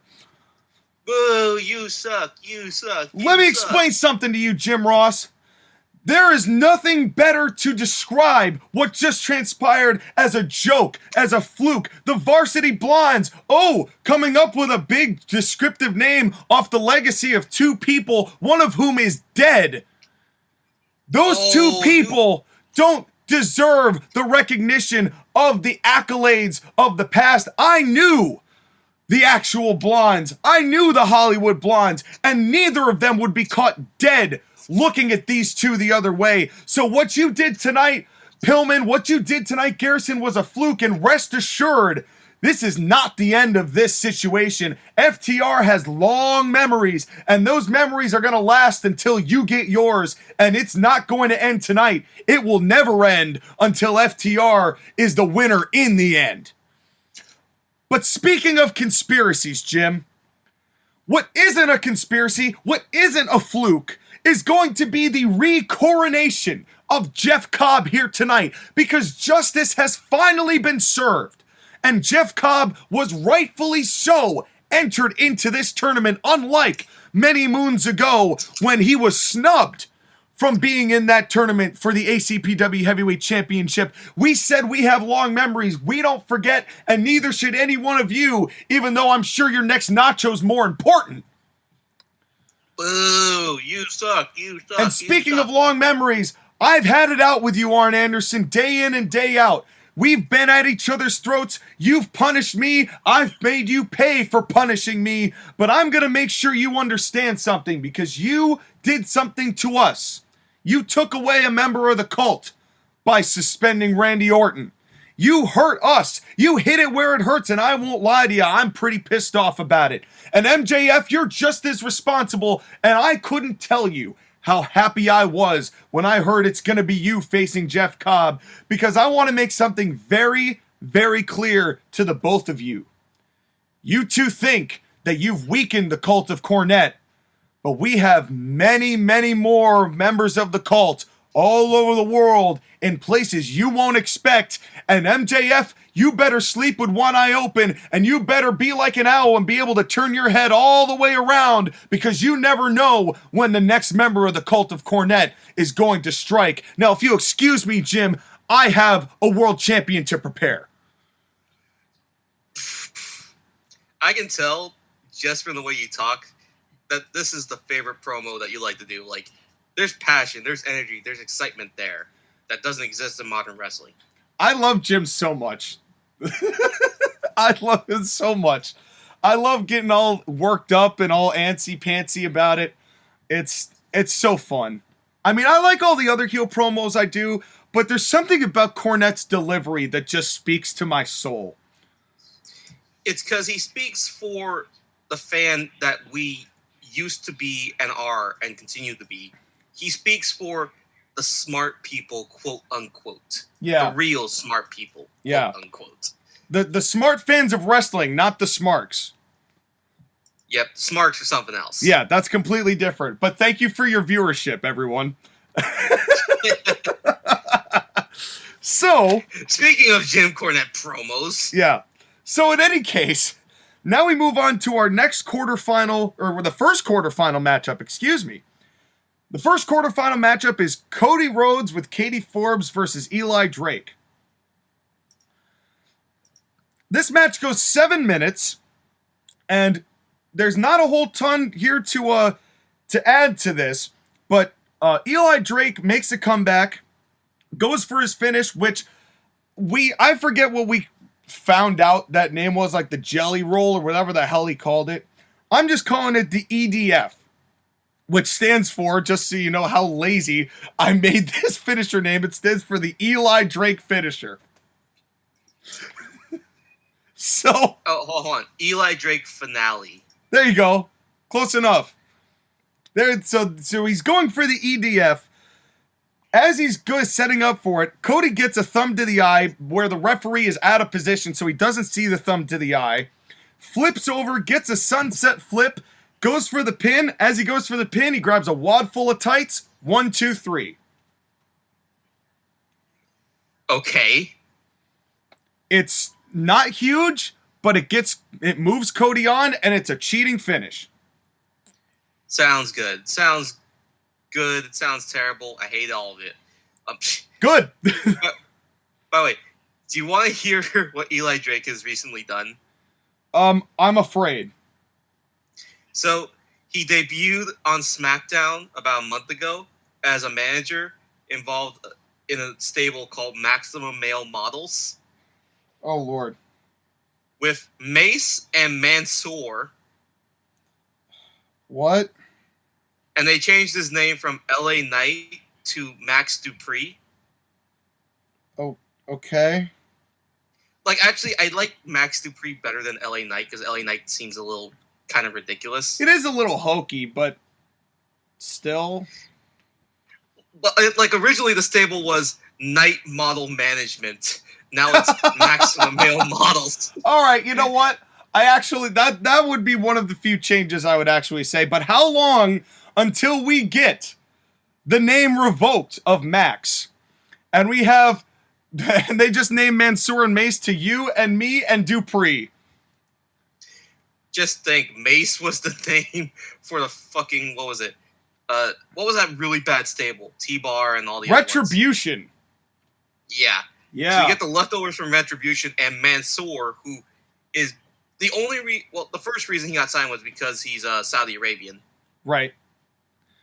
And but just like, he's not bad. He's just WWE style. He's WWE formula. Yeah. And there's nothing wrong with that. That's what they try to do. Yep. So Cookie cutter machine factory. That's right. And so Cody Rhodes moves on. So Cody Rhodes moves on. He will face the winner of he's going to face the winner of CM Punk versus Brock Lesnar. Oh, God. So, next up, we have another quarterfinal match. It is MJF versus Jeff Cobb. So, here we go. Let's hear it. This match goes, and now, to be fair, I also should clarify, the first round of this tournament is a 15-minute time limit. The second round of the semifinals is a 30-minute time limit, and of course the finals, 1 hour. So how long does this match go? This match goes 11 out of 15 minutes. Here is the finish. So Jeff Cobb obviously is taking the task to MJF, but Max starts making his comeback. And he's starting to hit Jeff Cobb. He isn't really going down, but he's hitting him. He's rocking him. So finally, MJF hits the ropes, shoots off, hits a Harley Race high knee that knocks Jeff Cobb out of the ring. And now as MJF goes out to chase Cobb, Jeff Cobb is kind of shaking his head, and Jeff Cobb runs around, and MJF is going to chase. But as Jeff Cobb gets back into the ring and starts selling his head, so the ref's paying more attention to that, Cornette, wham, hits the racket onto MJF's back. And MJF does that whole stiffen up no sell, and he slowly turns around, and Cornette's like, uh-oh, I may done it fucked up. So Cornette starts to run around. Now, while this is going on, Jeff Cobb is still selling his head like he's in a really like rough spot. And the referee is still kind of tending to him. All of this takes all of like 30 seconds.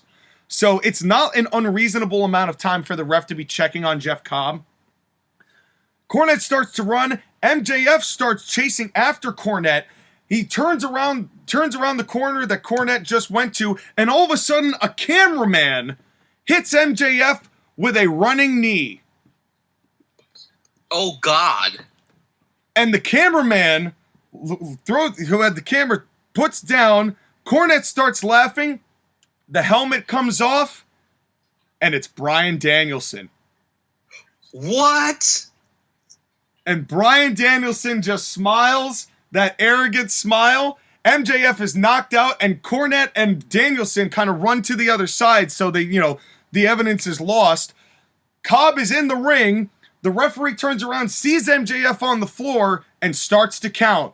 1, 2, 3, 4, 5, 6, 7, 8, 9, 10.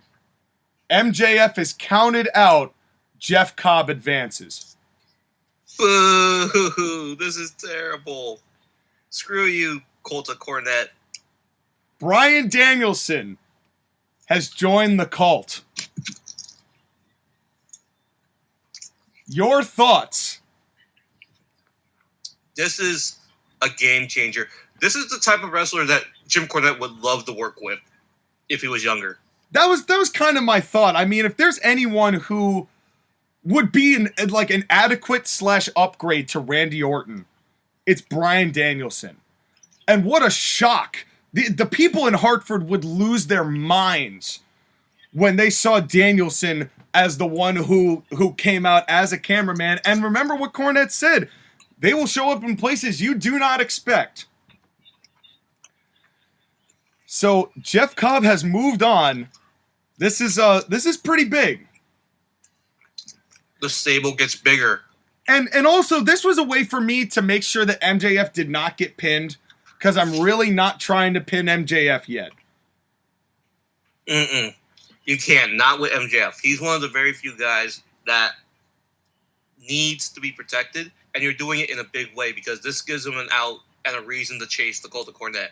Yeah. And also, for what it's worth, we're in 3 seasons worth of ACPW and NWL. This is my very first countout ever. And it took 2.5 years to do it. Yep. And so this is kind of also another one of those things where you can do these things like a countout or a disqualification, but it has to mean something. There has to be a reason for it. And I think this is as good a reason as any. This keeps MJF strong. He's got the out, like you said. And Jeff Cobb moves on in the tournament to face either Walter or Shorty G.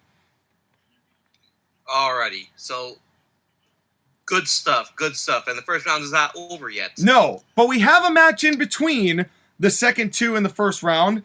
And before we get to that, we have Tony Schiavone in the background, in the backstage, who is with Dr. Britt Baker and Adam Cole. Ah, yes, the cucks. And Tony Schiavone goes, "Hello, I am Tony Schiavone, the backstage interviewer for ACPW, and I am here with one of the hottest female talent, and I mean that in both ways, in ACPW today, Dr. Britt Baker. You've got a pretty intense matchup against Alexa Bliss. Of course, you challenged each other last week and now have this match this week. What are your thoughts going into this matchup?" And before Britt can answer anything, Adam Cole gets to the microphone, and before Britt can actually shut him up, he goes, "Let me tell you something, Tony. I've had the opportunity to watch my girl, Dr. Britt Baker, destroy every single female wrestler she has stepped in the ring with, and I cannot wait to be right there by her side to come in and take care of business tonight against Alexa Bliss. I am ready to be there if she needs me." And Dr. Britt Baker goes, "Adam, no. I'm going to tell you what you told me 3 weeks ago, back when you were, important. It's not safe for your scrawny ass to be out there tonight." I will handle this. You get to stay back here and be the one who doesn't wear the pants. I'll wear the pants, I'll beat Alexa Bliss, and I'll do it myself. Have dinner on the table for me when I get back. And Britt goes to leave, and Shivani looks at Cole, and Cole, he just kind of looks at Britt, and you could just see, like, pain in his eyes, and he just kind of tucks his head and kind of walks off. And Tony Schiavone goes, well, there's the dynamic of Britt Baker and Adam Cole is certainly an interesting one, but that might be a story for another time. Matt and Taz, let's get back to you.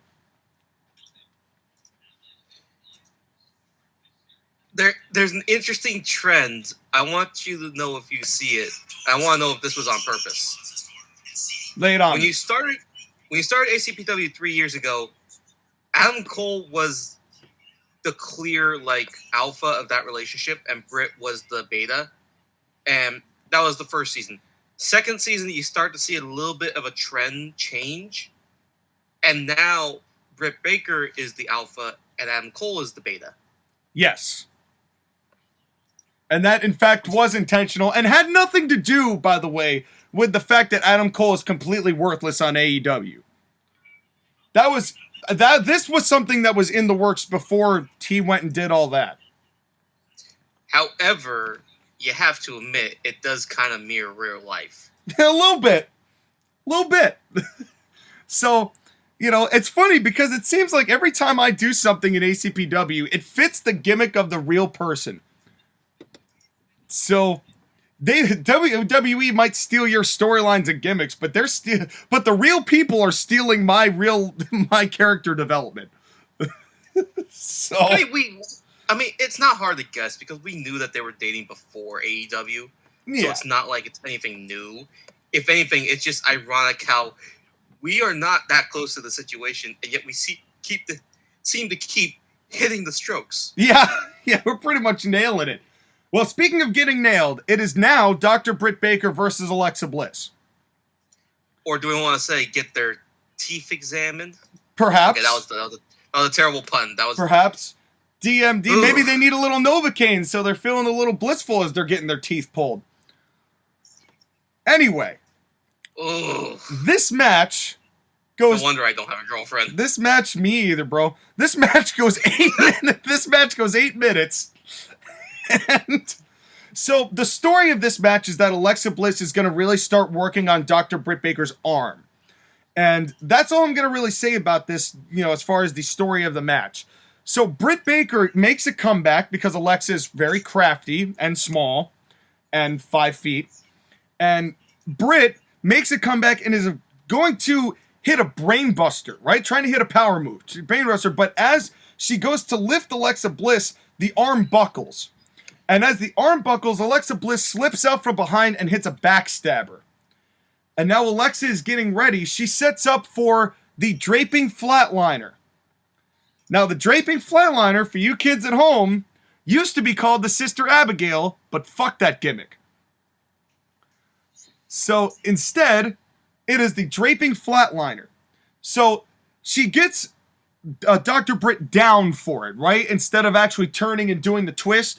So, she's got her down, and she's going to do the draping flatliner, but as she goes to rotate, Britt slips out, grabs Alexa's arm that she had Britt Baker with, turns it around into that crossface style, hits around, gets the lockjaw from the momentum of trying to hit the draping flatliner, and the lockjaw's in for like 10 seconds or so, and Alexa Bliss taps.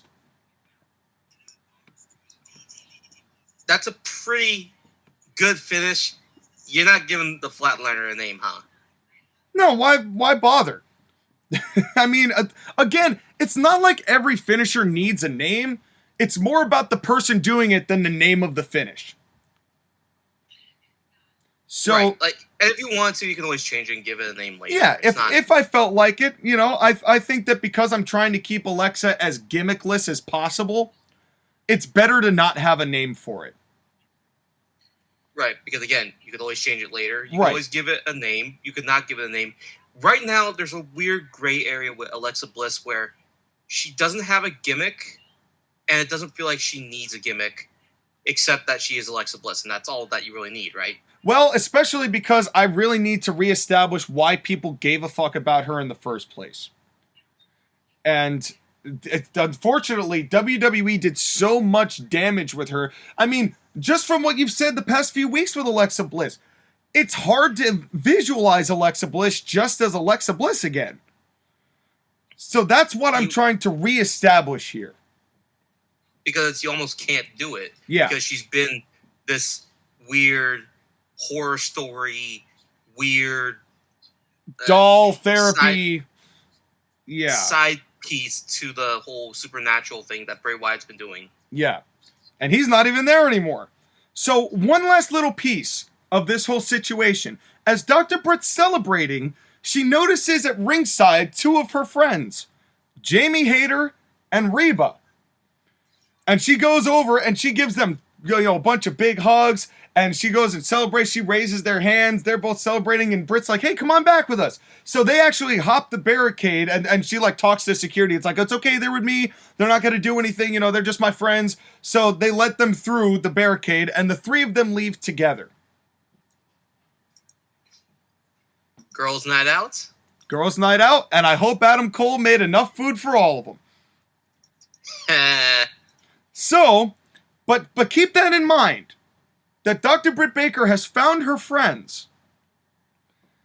Now. Having friends in high places. That's right. So now, it is back to the quarterfinals of the tournament. It is Walter versus Shorty G. This match... I wonder how long this match goes. This match goes longer than you'd think. It goes all of 5 minutes. And the reason it goes all of 5 minutes is that Shorty G is going to try here. I don't really want him to just be completely squashed, but this is more like a re-demonstration of how powerful Walter is, just lighting up the capillaries on Shorty G. Shorty G tries to go for an ankle lock, and Walter just horse kicks him into the ropes and just shoots him outside, brings him back in. Walter just overwhelms him. You get a big old power bomb, and you get the pin. Walter moves on, which means... the semi-final match, the first one we've got, is Jeff Cobb versus Walter. That's a lot of beef. That's some big of beef right there. But now we come to our final quarterfinal match. Ooh. Brock Lesnar. Rub your hands together. Brock Lesnar with Paul Heyman versus CM Punk. These two have been at each other's throats. A lot of words have been bandied about in the past several weeks between Punk and Paul Heyman and Brock Lesnar as far as what they represent and who they are in respect to each other. So this is going to be a good one. Alrighty, let's see what happens. This matchup, so Brock obviously takes over early because the size advantage is very prevalent here. But you know how you were mentioning before when you did your finish about taking things from matches we've seen recently? Yes. So Punk is going to get the hope in this when Brock Lesnar gets Punk to the outside and just launches Punk into the steel steps. Punk is back first onto the steps. Brock Lesnar's going to go for a running knee into Punk into the steps, but Punk moves and Brock's knee just hits square into the steel steps. And that becomes the story. Is that Brock is going to take some advantage here. He's still going to get heat, but Punk is still working on the leg and making sure that that man is not as dominant as far as his vertical base. So then the knee becomes the story. Here comes the finish. Punk is making the comeback. He's starting to go for it, but Brock, of course, takes him over. Brock Lesnar goes up for an F5. And before I continue, kind of similarly to what I did with the Varsity Blondes and FTR, there is going to be Heyman shenanigans here, but it's going to be more like stuff where Punk is getting advantage and Heyman might run interference, Punk gets distracted, and Brock retakes over to continue the heat. It's not going to factor into the finish. Make sense? Makes sense. Okay. Just so it's not like what Paul Heyman does now, which is nothing. Hey, he gets a lot of money for doing nothing. He does. He totally does, and his presence makes a difference. So, Brock Punk makes his comeback. Brock goes for the F5, but his knee buckles. And Punk pushes Brock into the ropes, or into the turnbuckle, rather. So then Punk gets ready. He goes to hit the running knee. He hits the running knee up to the top. And he goes ready and he goes to loop around to hit the Bulldog.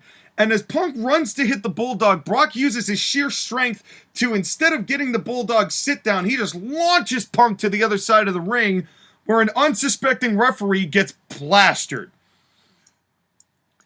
And the referee goes down, and this one wasn't even really quote-unquote intentional, because Brock just vaulted Punk, and the referee just happened to be in the wrong place at the wrong time. I wonder where I've seen that before. I don't know. Who knows what really happened? So anyway, so the ref gets knocked down. Brock, of course, goes for another F5 and lands it, but again, no referee, so he's gonna go for another one. He hits an F5, but this time Punk escapes it, and Punk hits a GTS, and he goes, and the GTS knocks Brock down, and he's laying down, and Punk crawls over to Brock, lays a hand, barely gets over him. The referee is slowly coming to. 1, 2, time. Time called? 15 minutes is up. No. So there is no winner between Brock Lesnar and CM Punk. So wait, then... So neither man moves on. Well, we're going to have there's a discussion amongst the officials in ACPW as to how we're going to proceed. So we are not sure what to make of this. But right now, the answer is a draw. Neither man was able to pin the other man in the 15 minutes that was allocated for the matchup. But CM Punk had the match won. He did have the match won. So we're going to hopefully get an answer later on. But unfortunately, we have to keep this show moving. So we have right now, the decision is it's a draw. Oh, boo. Let them fight. Let them fight. And obviously Punk and Brock are feeling the same way, but there's nothing we can do about it. And so Heyman and Brock go to leave because they don't know, and they're going to obviously figure out what's going on. And I'm sure they're headed straight towards Arn Anderson's office. And that's the finish to that matchup. Your thoughts? Bullshit. Bullshit. Not that I want Goldberg to come out here, but bullshit. I mean, I get why you did it. It's because you don't want either man to take a loss, and this is the perfect way to make sure they don't take a loss. I mean, it's why time limit rules are so useful. Yeah. It really is. But now you think about it, the winner of this match was going to face Cody Rhodes. What do you think? Cody Rhodes was going to lose easily. What do you think Cody's thinking now that neither of these men were able to get a victory? Well, now he thinks he should go on to the finals. Well, we'll have to find out, but we've got a title match first before we move on to our semifinals. Okay. So, it is the ACPW Women's Championship. It is Camille versus Shayna Baszler. Shayna Baszler surprised everybody by telling Camille that she hasn't faced a real wrestler yet. She hasn't faced anybody like Shayna. And Camille obviously does not speak. So she's been kind of just standing there and looking intimidating. And also winning the Women's Championship. She is the women's champion at this moment. She speaks with her fists. That's right. Now, Skylar, I fully believe that you are not going to like how this matchup goes. This match goes 7 minutes. Okay. And then keep in mind, my timestamps are match lengths, not including entrances and exits. Right, because there's more to it. Right. This is also one of the longest matches that Camille has had. I think the Serena Deeb one went 8 minutes.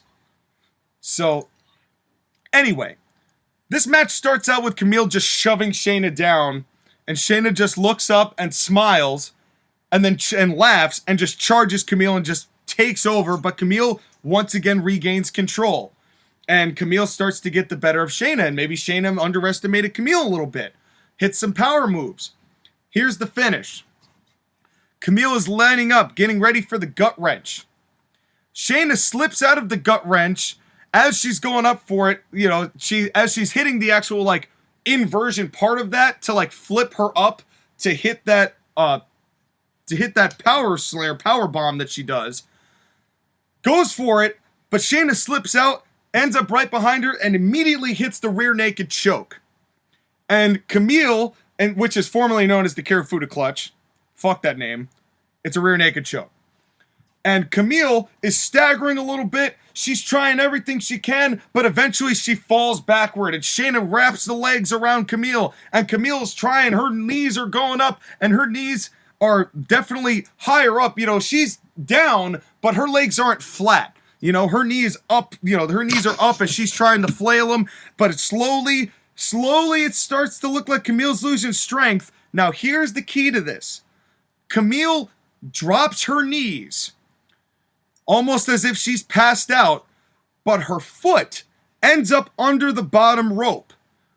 But the referee doesn't see this because he's checking on Camille's actual like head and face. So he doesn't see that the foot was under the bottom rope. Camille has passed out and the referee calls for the bell. Shayna wins the ACPW Women's Championship. She had her foot on the rope. But the referee didn't see it. And now what's happening? Shayna's won the belt. Wait, and nothing's going to happen because of this? Well, not right now. The referee didn't see it. Oh, boo. I told you wouldn't like it. I don't like it, but it's the whole thing of, yeah, she lost, but she didn't lose, and the title belt changes, and it shouldn't have changed, and, But Shayna's also the babyface, and people would be excited for Shayna winning regardless, because all of this, like the leg coming down and the call for the bell is all in like the matter of 5 seconds. So it's subtle. If you're not paying attention, you'll miss it. And the people in the arena will probably just think that Shayna just made Camille pass out. Okay, that's fair. And if you're gonna get the title off of Camille, that's the way to do it. That way you can still use it. I mean, here's the thing. I don't love it, but I understand it. Here's the thing. I could only go so far with Camille having the belt without exposing her for not being able to work. Shayna can have better matches with a more diverse amount of women for the time being, but it also gives Camille the out where, like you said, she lost, but she didn't lose. So she has the case to be made that, like, I didn't lose, like, my foot was under the bottom rope, even though Camille didn't know that because she passed out. But you still have the out for Camille, and it keeps the door open for what Camille can do going forward. This really opens up options. Right, at least Camille got a defense in to look good, so she didn't look like a lame champion. Right. You know, she won the belt. She's definitely, and Shayna, I couldn't have Camille beat Shayna. I couldn't. Not with the way that I'm trying. Shayna to be dead. Yeah, that's the thing. It's like Shayna, kind of like Alexa Bliss. Part of the reason why I got her was to rebuild that reputation of her being such a badass. And there's no better way to be a badass than to make the tallest, most intimidating, physical statured woman on the roster pass out to your MMA. There are 3 words: tap out, pass out, or snap out. That's right. And Shayna wins the belt, but there's definitely more to this.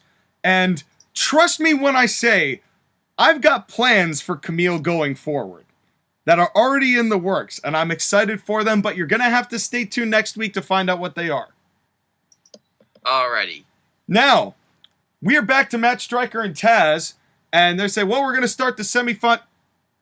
Actually, wait a second here. I'm getting word in my headset that we actually have an emergency announcement from the office of the commissioner, Arn Anderson. So we actually have a camera crew out there. I guess he's pulled a camera crew. So we're going to bring it over to Arn Anderson. Arn, what's on your mind? There's been a lot going on tonight.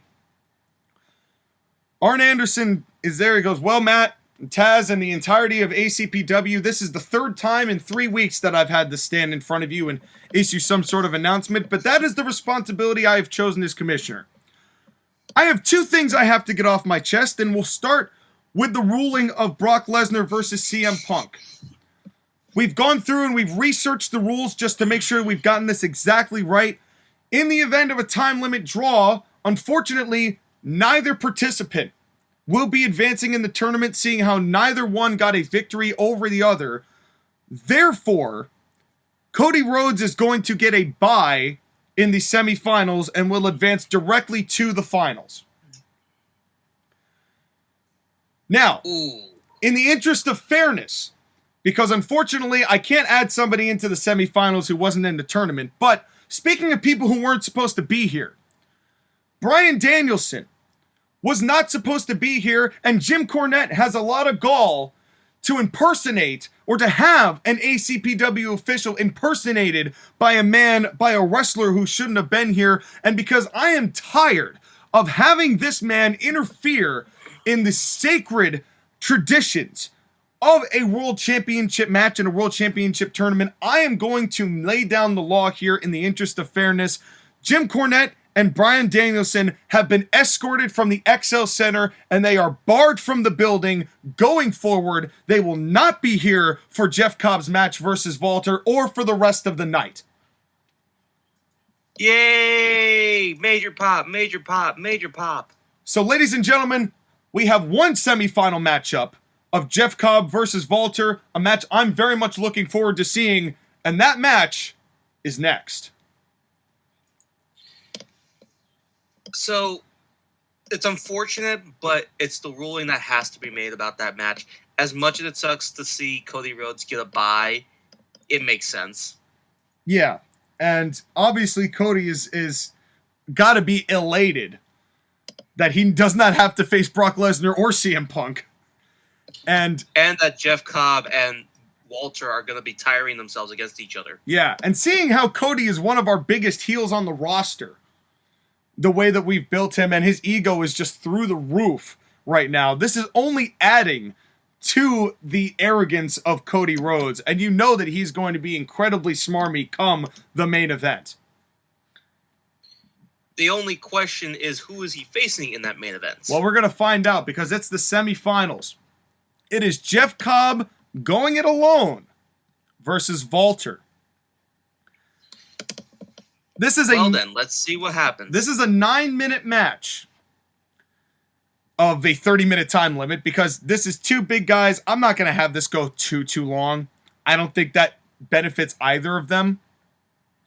Nope. So Jeff Cobb gets some advantage on Walter. He definitely is taking Walter down, because Jeff Cobb, former world champion, that's kind of been his thing. The finish of this match is that Walter starts making the comeback. The people are really behind him. Jeff Cobb gets knocked down, actually takes a bump, which he hadn't been doing much of. Didn't do it against MJF, mind you. And Jeff Cobb goes down. Walter gets ready to hit that big splash that he does. And Walter goes up. He's ready to hit the splash. He jumps off, but Jeff Cobb catches Walter. And catches him, hits the rotation, deadlift power slam. All one fluid motion. The cover, 1, 2, and Walter kicks out. Wow. Of the deadlift power slam. Now, I believe we might have had Titus do that in Season 2 to win the belt, but I don't think that's ever happened before. I don't think. I will have to go back and check. But anyone kicking out of the deadlift power slam is a huge deal. That put Goldberg in the hospital. And Walter kicks out. And of course, Jeff Cobb is absolutely livid. Absolutely livid. So he's like, you know what? I'm going for another one. He picks Walter up, hangs him out, goes to do the downward portion of it, goes to actually flip him around for that, but Walter shimmies out, hits his power bomb. 1, 2, 3. Walter advances, and beats Jeff Cobb clean with one power bomb. Ooh. Ooh. This is big. This is big. So what is there? That means... Ooh. Slow it down for me. Sean, talk to me. Well, what this means is that Walter, one of the there's only been really just one person to ever beat Jeff Cobb by pinfall ever, and that's Titus O'Neil.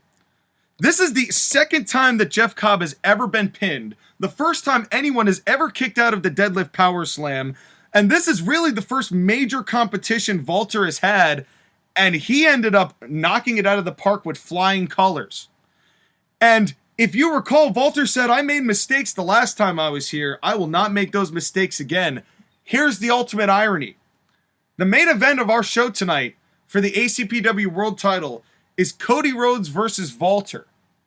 Now, if you recall, one of the semifinal matches in the inaugural ACPW title tournament was a babyface Cody Rhodes versus a heel Walter, where Walter bear hugged Cody until Cody passed out. Now the main event of our show tonight is a heel Cody Rhodes versus babyface Walter, this time for the belt. There's a lot of things that you have to unpack here.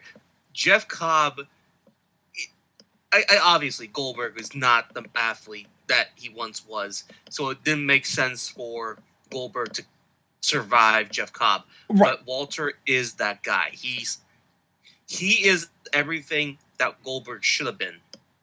Right. Except Walter can work.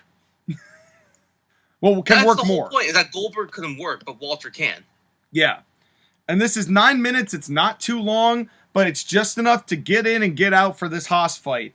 And the crowd, can you imagine the pop that Walter would get for beating Jeff Cobb in the semifinals? It would be huge. Like, this would be groundbreaking. Yeah. And the real big factor here, no Jim Cornette. No Jim Cornette. And was that the major difference for Jeff Cobb here tonight? Because Jim Cornette has done a lot of bailing out of Jeff Cobb over the past 2 years.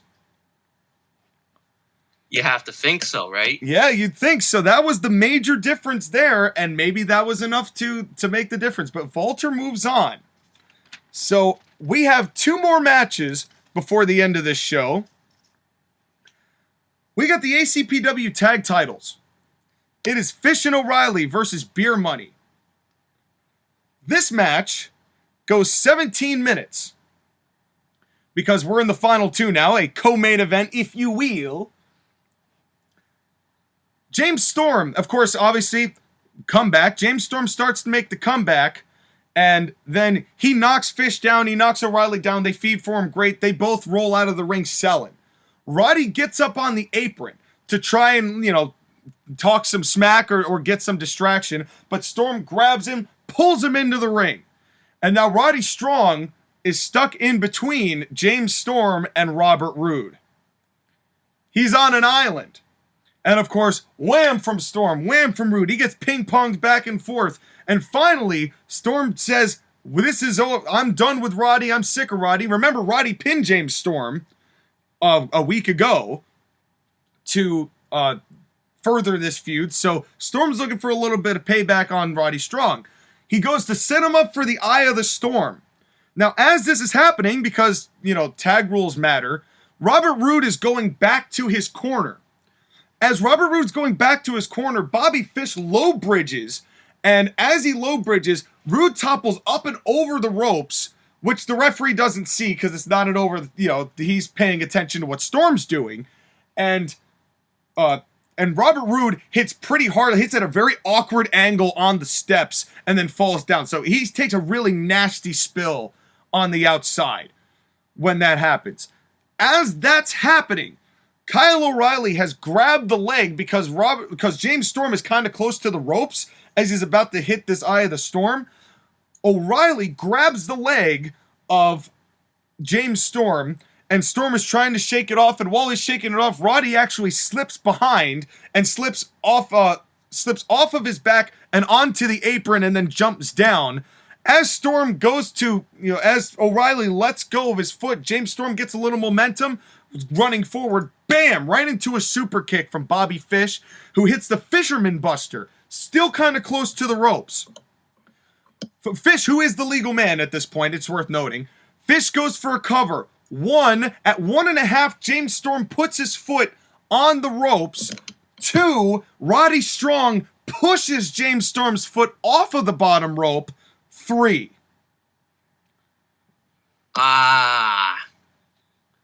Fish and O'Reilly win with the numbers game still just being one step ahead of Beer Money.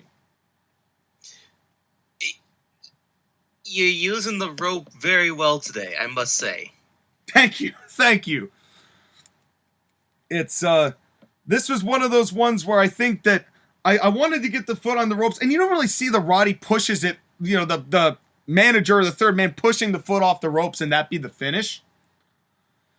Well, that's because there's no good managers, quote unquote. Right. Which this like is the only good ones around are Paul Heyman and Taz sometimes. Yeah. In actual wrestling. In ACPW, it's all of them. But yeah. That's so that's the finish of this one. Redragon have retained, and Beer Money are obviously pissed. And they'll want revenge. They will. So clearly this one is not over here in Hartford. But we are almost through. Because it's main event time. We are crowning what is our main event? We are crowning a new ACPW Heavyweight Champion here tonight. It is Cody Rhodes with Katie Forbes versus Walter. Now, it's worth noting that when Katie Forbes comes in, and Cody comes in, and Cody says, no, not tonight, stay in the back, gives her a kiss, and she walks back. The reason I'm doing this is that I always thought it was ludicrous when Brandy was out there when Cody was facing guys 3 times his size. Why put her in danger? Cody actually loves Katie, doesn't want her to get hurt. So he has actually put Katie, made Katie go to the back. He's going to do this one alone. Weirdly honorable Cody Rhodes, ? Well, just wait. Because Cody is, obviously, he does that, but Katie still shakes her ass on the apron or not on the apron, but on, at the ring.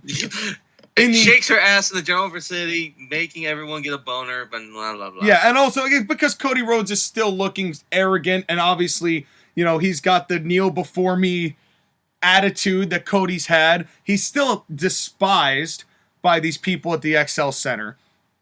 And because fuck you, Cody Rhodes. Fuck you, Cody Rhodes. And out comes Walter, and the crowd is insane for him. But you'll notice that Walter is not necessarily looking 100%. He took a deadlift power slam. So he's fine, but you could tell he's a little gruffed up.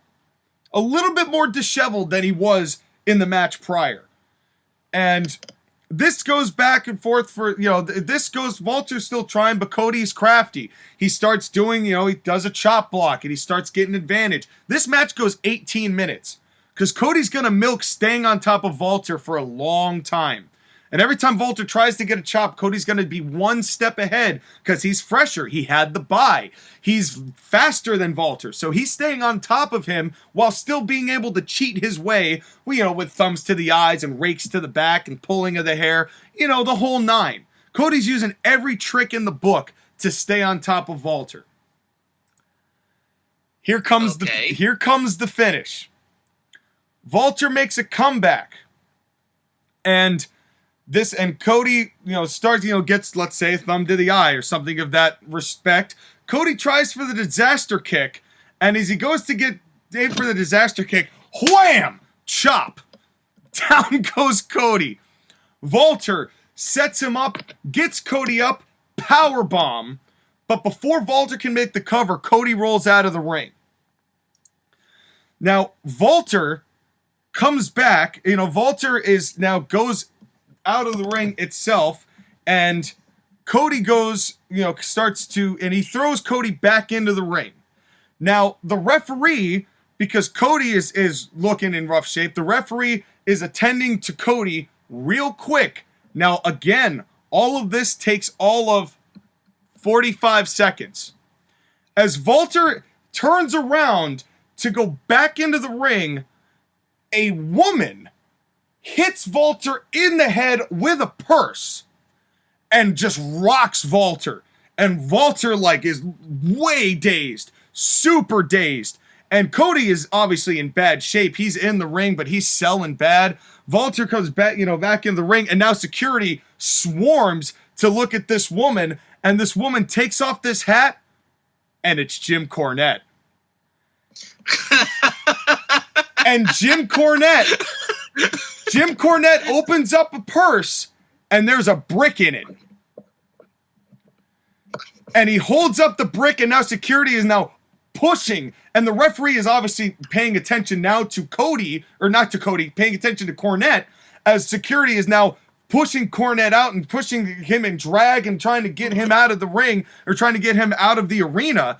And the referee's watching that. As that's happening, from the other side of the crowd, Jeff Cobb hops back in, gets up, gets Walter a second deadlift power slam, runs out, jumps through the crowd, and gets the hell out of Dodge. Cody barely sees any of this because he's still selling the power bomb. So then Walter is down. He is straight up down. The referee is now back in the ring. Cody crawls over, gets one arm over Walter. Not this way, 1. Not this way, 2. 3. Cody Rhodes is your ACPW Heavyweight Champion. Boo! You don't deserve it. You suck. And Cody looks at that belt and he just starts tearing up, and then all of a sudden it hits him and he smiles from ear to ear. Katie rushes down. He hugs Katie. He's celebrating, and the crowd is raining down boos that people are starting to throw trash at Cody for what's just happened. And that's the visual you see, is Cody with his slick blonde hair and trash getting thrown into the ring as the show goes off the air. What a fuck finish, but a great fuck finish nonetheless. Why you have to have Jim Cornette dressed in drag, though? That's a Cornette gimmick. He used that in the 80s. The woman dressed in drag with the brick in the purse, that's a Cornette classic. I brought that back, and because he was escorted out of the ring, this is just an old lady who bought herself a ticket, and she just come to watch the wrestling, and happened to bring a brick in her purse. This calls into question arena security for the XL Center for how they could allow someone to bring a brick in. Shame on you, XL Center. Get better security. Well, it's Hartford, and she had a ticket. See, they're not searching through all the bags. Plus, if we want to be real kayfabe, we could say that he got the brick inside the building, like maybe someone gave it to him. Yeah. Like FTR is still there, so you could go with the idea that they supplied him the brick. Yeah, there are ways that Cornette could have gotten that brick. But that was a Cornette classic, an old classic move that I feel like at this point, and this way it doesn't feel like Cody's aligned with them, because he's not. He's doing his own thing, but this is more about getting the revenge that Walter pinned Jeff Cobb. Right, it's setting up Walter Jeff Cobb rematch. Yep. Oh boy, that's a lot of beef. Yeah, and it's justified because now Cornette also has the out of, yeah, well, you might have beaten Walter, but you know who wasn't there? I wasn't there. And you see, you can't fight Jeff Cobb without the unit. You can fight, you may be able to divide, but you won't be able to conquer when we're back in full force. So this is just, it's a way to get Cornette back in, to also fuck with this, also just to stick it to Arn Anderson. And the fact that Cody Rhodes, of all people, is the ACPW Heavyweight Champion now. But if there's anyone who can take advantage, it would be Cody Rhodes. Because again, Cody Rhodes should have been a heel in AEW, especially the second half of his run there. Yeah. And this is the type of heat he should have gotten. You didn't even have to get rid of Brandy. You could have just had her stay there because, again, she's a heat generation machine. She is, but she also... I needed to fuck over Brandy in order... Because you gave me Katie Forbes, and that was way better. That was way better. It was exactly what this needed to be. The fact that Cody Rhodes... Nobody would have expected Cody Rhodes to win this match. And Not realistically. This was the way to get Cody Rhodes to win this match, and this is about as peak heat as Cody Rhodes is going to get. You know, let alone choking out your brother and hanging him with the bull rope. Now he's won the belt. Lord have mercy, because all must kneel. That's right. Bow before the king, Cody Rhodes. That is May Melee. A good show. I feel like there's, like, I'm hesitant about screwing over the people because I don't want to make them mad. You're just, no. Balls to the wall. Fuck you. This is how I'm booking it. Suck it. We've got other shows. There's going to be... You got to buy tickets to watch the next shows to see what's going to happen. Obviously, Vulture's going to want that rematch. Obviously, Vulture's going to want to go get payback against Jeff Cobb. What's going to happen with Brock Lesnar and CM Punk? That didn't have a definitive finish. You know, there's a lot. MJF, how is MJF going to factor into all of this? Bryan Danielson is now debuted. How's he's going to factor into all of this? There is a lot on this show that I needed to stack just right so that people got the highs of this show so then I could really fuck them good at the end of it. You're welcome, Hartford. You are welcome. So, I'm sorely tempted when it comes to Hartford to go, you deserve it. Clap, clap, clap, clap, clap. But, folks, damn it. That's what they're saying. As they, you know, just take that line. I'm gonna fuck them real good at the end of it and put it onto anything. Yeah, Josh again, in that same one that you're using, Skylar's blah, blah, blah, blah, blah, blah, throw that line in there somewhere. And there you go. There you go. We're creating more content for Josh again than we are actually on CMP. But we're not done, folks.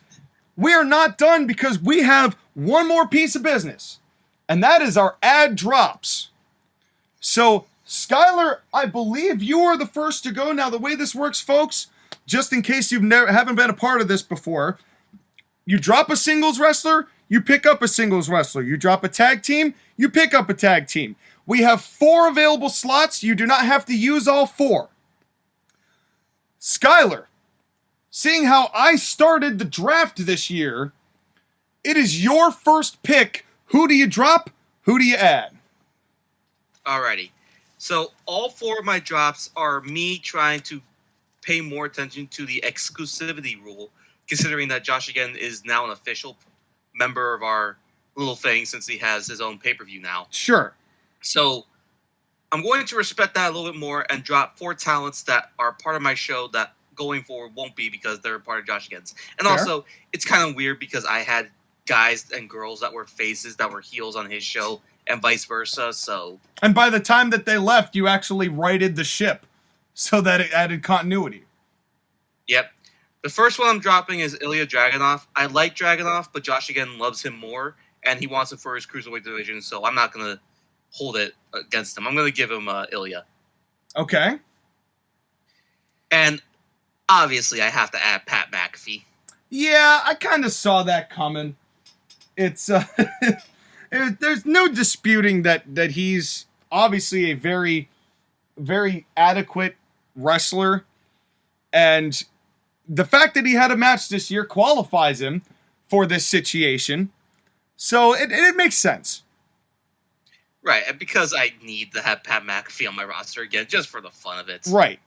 Now, I'm only doing 2 this time, so I'm going to let you do your second one, then I will do the one after that, then you do your final 2, and I will do my final 1. All right. obviously, because she lost the I Quit match and then got stretchered out, you can guess that Raquel Gonzalez is being another drop. Understood. So I'm dropping her. I'm adding a woman that I think is a prospect. I think she's good, but there's a lot of ways. This is very much a long-term prospect that I'm picking up. But, well, I want to see if she develops or not because I'm very curious about it. I'm drafting Nikita Lyons. Okay. All right. I'm for this. We'll have to see. We'll have to see how she develops. But because obviously the whole thing right now is sex appeal, but she has the background for athletic ability. She has a charisma and a presence. It's just whether or not it translates to wrestling and whether she gets better in the ring. Right. And that's really what it's going to boil down to. So now, my first drop, you threw me a softball, and I struck out with it because I've got too many big guys on the show. I can't do anything with him. I don't want to do anything with him. I'm dropping Dragunov. Fair. I just can't. I just can't come to do it. I'd like to, but like you saw how many Haas's were on May Melee. How do I possibly factor him in and make him as valued as anyone else on that show? Can't. What I really need is a heel jobber. Or a heel jobber who might potentially move forward and move higher up in the ranks. And now, Josh, again, if this is somebody you took, forgive me. I might have just forgotten. I'm going to take Pete Dunne. I don't remember if Josh again has him, but we can double check later. And his name will be Pete Dunne. Fuck Butch. Okay. So that's my first, and then I will close out with my last one. So you got two more to go. Okay. I'm dropping the Bar as a tag team. It's up to you, Josh again, but I have a feeling that they're going to end up being... He already has them. I know. It's up to you, but I have a feeling that they're going to end up being what we made them out to be. At least I made them champions, but again, I can't put them over the Usos or the New Day or the Almighty Crew. I know. And I don't want them languishing as the fourth tag team in the tag team division of 6 or 7 teams. You hate to see it. Yep. Now, I'm going to do a little bit of bullshittery. Are you ready for this? I'm ready. Because I united Shinsuke Nakamura and Kota Ibushi as a tag team, going forward, they're going to be a tag team. So I'm releasing the Bar. So that's 2 single wrestlers converted into a tag team. I'm going to release a tag team and get 2 single stars. Okay. I accept that. That's fine. Okay. The first one is Austin Theory. He's good. I dropped him because of that whole speaking out thing. Apparently it got shot down earlier on. Yeah. It turns out that was just a theory and not the law. Right, and he's going to be Austin Theory because he's not just a theory. Yep. And I thought about taking Austin Theory, but I didn't really want to just turn Austin Theory into a jobber. You feel me? He could be a jobber at the start because again, he's only 24. He still has a ways. He's got time. He's got a lot of time. Yep. The second wrestler I'm picking up is a wrestler that you had, and I'm picking up this person purely because he's dating another person on my roster, and I want to be like, whenever he wants to do something stupid, no. Whenever you want to do anything dangerous, no. Unless I say so. I'm picking Sammy Guevara. I knew that was going to be who you chose. But when he wants to work, he can work. Unfortunately, he's just a dipshit. Yep, but I'm gonna try and rein him in and tell him what to fucking do. I think you have the ability to do that. And by the way, yes, I'm gonna go ahead and put him with Ty Conti because of course I'm gonna steal that gimmick. Why not? I'm taking something from AEW finally. Yeah, that's groundbreaking in and of itself. Yep. Now I get one more ad, right? You do. You get one more drop and one more ad. So Piper Niven is gonna be dropped, and the reason why she's dropped is because again, She's going to SCCG. SCCG Yep. as the big time heel. Like that angle, I was like, do I really need to give Piper Niven this angle? Because this is a big angle. She gets the bump Kurt Angle, which I haven't had Kurt Angle do bumps really for anybody. Yeah. Yeah. But I'm like, I kind of have to. It's the only way I can get her to basically be the force that she could be. And I don't know. Josh, again, you better not fuck her up. That's right. That's right. Don't do drop her. Skylar's going to fuck you up. Exactly. Now, do you want to know the reason why I was watching WrestleMania Backlash? Why were you watching WrestleMania Backlash? The reason why I was watching WrestleMania Backlash was because I had the thought about whether or not to draft Ronda Rousey. Are you? I'm going to say no. Okay. And we'll talk about it after my pick. But I decided to pick another woman that is older. And again, I don't know. I don't watch enough of her work. That's probably something I have to do, even though it kind of sucks the show that she's on. But there's something about her that just makes money, and I have to see where it goes. I'm picking up Jade Cargill. You know what? I'm intrigued. Because I understand exactly what you're talking about, and save for her weird-ass ostrich kicks, she is improving. And she does have a weird-ass charisma that people are resonating with. So I do like this pick. I'm interested to see what you do with her. Okay. So who is your pick? Because you told me before we started that this was going to be the single most controversial pick in the history of our ad drops. Well, in ACPW, yes. Because this is going to be something that I'm very excited to do. And I wasn't going to do this. I had no interest in doing this until I came up with the literal perfect storyline for this person who I'm going to be adding. I am dropping Hangman Adam Page. I wanted to do something with him, but then the whole barbed wire crown of thorns garbage and the most underwhelming world title reign of all time pretty much ruined him for me. Understandable. The wannabe cowboy, the wannabe badass, the wannabe beer drinking, ass kicking, mud hole stomping guy, it just doesn't work. It's not him, and I don't, there used to be a time when he was vicious, he was beating people down. He was a cold man. Cold as a stone, perhaps. And the man that I'm picking up did not qualify for being picked up until WrestleMania. The man I am picking up did not qualify because he had been retired for 19 years. Oh, no. And the man I'm picking up has got one last ride to open up a can of whoop ass, stomp a mud hole, and walk it dry. I'm picking up the OG Stone Cold Steve Austin. Oh, shit. Damn it. You don't know what's going to happen, folks, but I do, and oh boy. It's going to be something. This is going to be his return done. I thought his return was fine. I was sad he had to bail out WrestleMania both nights, but instead of having Kevin Owens bump for a 57-year-old Stone Cold for a better part of 12 minutes, I've got a better way to do it. Stone Cold Steve Austin, there is no better person to add to ACPW. Who fits the flavor better of ACPW than Stone Cold Steve Austin? Why have the watered down cowboy drinking? Yeah. Drinking. Who needs Diet Stone Cold when you've got the real thing?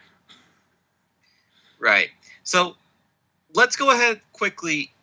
Your reactions to my picks. I think you've got a lot of depth to your roster that is only bolstered by these picks. The fact that you dropped all these people in the interest of helping Josh Ageddon's, singularity and exclusivity of his own contracts definitely makes sense. And by the way, just in case that Pete Dunne is in fact taken by Josh again, I will find that out. We will find that out. If that's the case, then next week I will revise that pickup and I will find somebody else to pick in Pete Dunne's place. I've already got someone in mind, but I want to know for sure because I'd rather have Pete Dunne, but we'll see. But I think that what you've got is adding intrigue to your roster. You're cycling talent in a very proactive way, which you've been very good at doing, and making them feel important. Maybe not at the start, but the more you do it, the more impact it has. So I'm excited for your 4 picks. I'm interested to see where you take them. How about your reactions to my 2 picks? Definitely the biggest name out there, Stone Cold Steve Austin, and the whole thing of, is he eligible? He is. I'm going to grab him. Yeah. Well, because my thought was, originally I was like, yeah, I'd like him, but what am I going to do with him? But then I figured out what I'm going to do with him, and oh boy. And in fact, folks, just to give you a little teaser, I may have mentioned part of that on May Melee. Think about it.